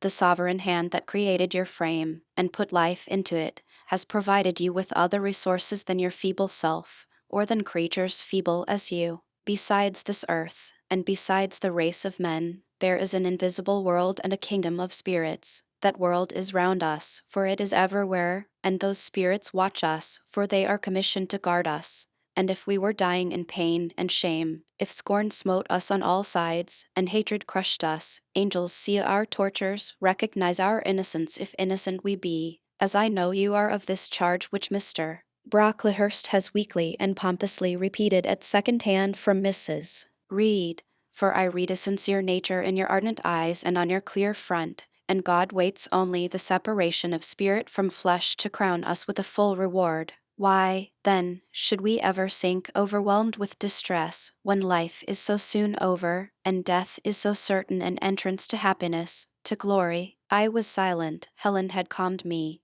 but in the tranquility she imparted there was an alloy of inexpressible sadness. I felt the impression of woe as she spoke, but I could not tell from where it came, and when, having done speaking, she breathed a little fast and coughed a short cough, I momentarily forgot my own sorrows to yield to a vague concern for her. Resting my head on Helen's shoulder, I put my arms round her waist. She drew me to her, and we reposed in silence. We had not sat long thus, when another person came in. Some heavy clouds, swept from the sky by a rising wind, had left the moon bare, and her light, streaming in through a window near, shone full both on us and on the approaching figure, which we at once recognized as Miss Temple. "I came on purpose to find you, Jane Eyre," said she. "I want you in my room, and as Helen Burns is with you, she may come too." We went, following the superintendent's guidance. We had to thread some intricate passages and mount a staircase before we reached her apartment. It contained a good fire and looked cheerful. Miss Temple told Helen Burns to be seated in a low armchair on one side of the hearth, and herself taking another. She called me to her side. "Is it all over?" she asked, looking down at my face. "Have you cried your grief away?" "I am afraid I never shall do that." "Why?" "Because I have been wrongly accused, and you, ma'am, and everybody else, will now think me wicked." "We shall think you what you prove yourself to be, my child. Continue to act as a good girl, and you will satisfy us." "Shall I, Miss Temple?" "You will," said she, passing her arm round me. "And now tell me, who is the lady whom Mr. Brocklehurst called your benefactress?" "Mrs. Reed, my uncle's wife." "My uncle is dead, and he left me to her care." "Did she not, then, adopt you of her own accord?" "No, ma'am. She was sorry to have to do it, but my uncle, as I have often heard the servants say, got her to promise before he died that she would always keep me." "Well now, Jane, you know, or at least I will tell you, that when a criminal is accused, he is always allowed to speak in his own defense. You have been charged with falsehood.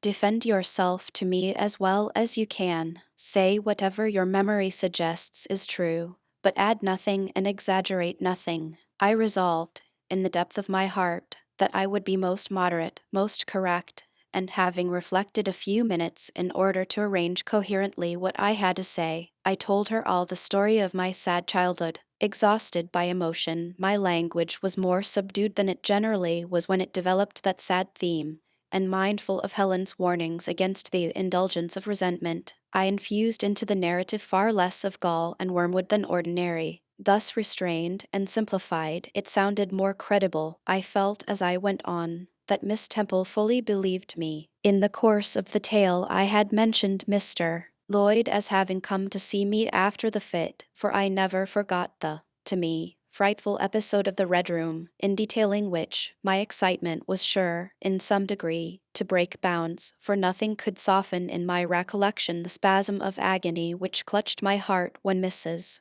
Reed spurned my wild supplication for pardon and locked me a second time in the dark and haunted chamber. I had finished. Miss Temple regarded me a few minutes in silence. She then said, "I know something of Mr. Lloyd. I shall write to him. If his reply agrees with your statement, you shall be publicly cleared from every imputation. To me, Jane, you are clear now." She kissed me, and still keeping me at her side where I was well contented to stand, for I derived a child's pleasure from the contemplation of her face, her dress, her one or two ornaments, her white forehead, her clustered and shining curls, and beaming dark eyes, she proceeded to address Helen Burns. "How are you tonight, Helen? Have you coughed much today?" "Not quite so much, I think, ma'am." "And the pain in your chest?" "It is a little better." Miss Temple got up, took her hand and examined her pulse. Then she returned to her own seat. As she resumed it, I heard her sigh low. She was pensive a few minutes. Then rousing herself, she said cheerfully, "But you two are my visitors tonight.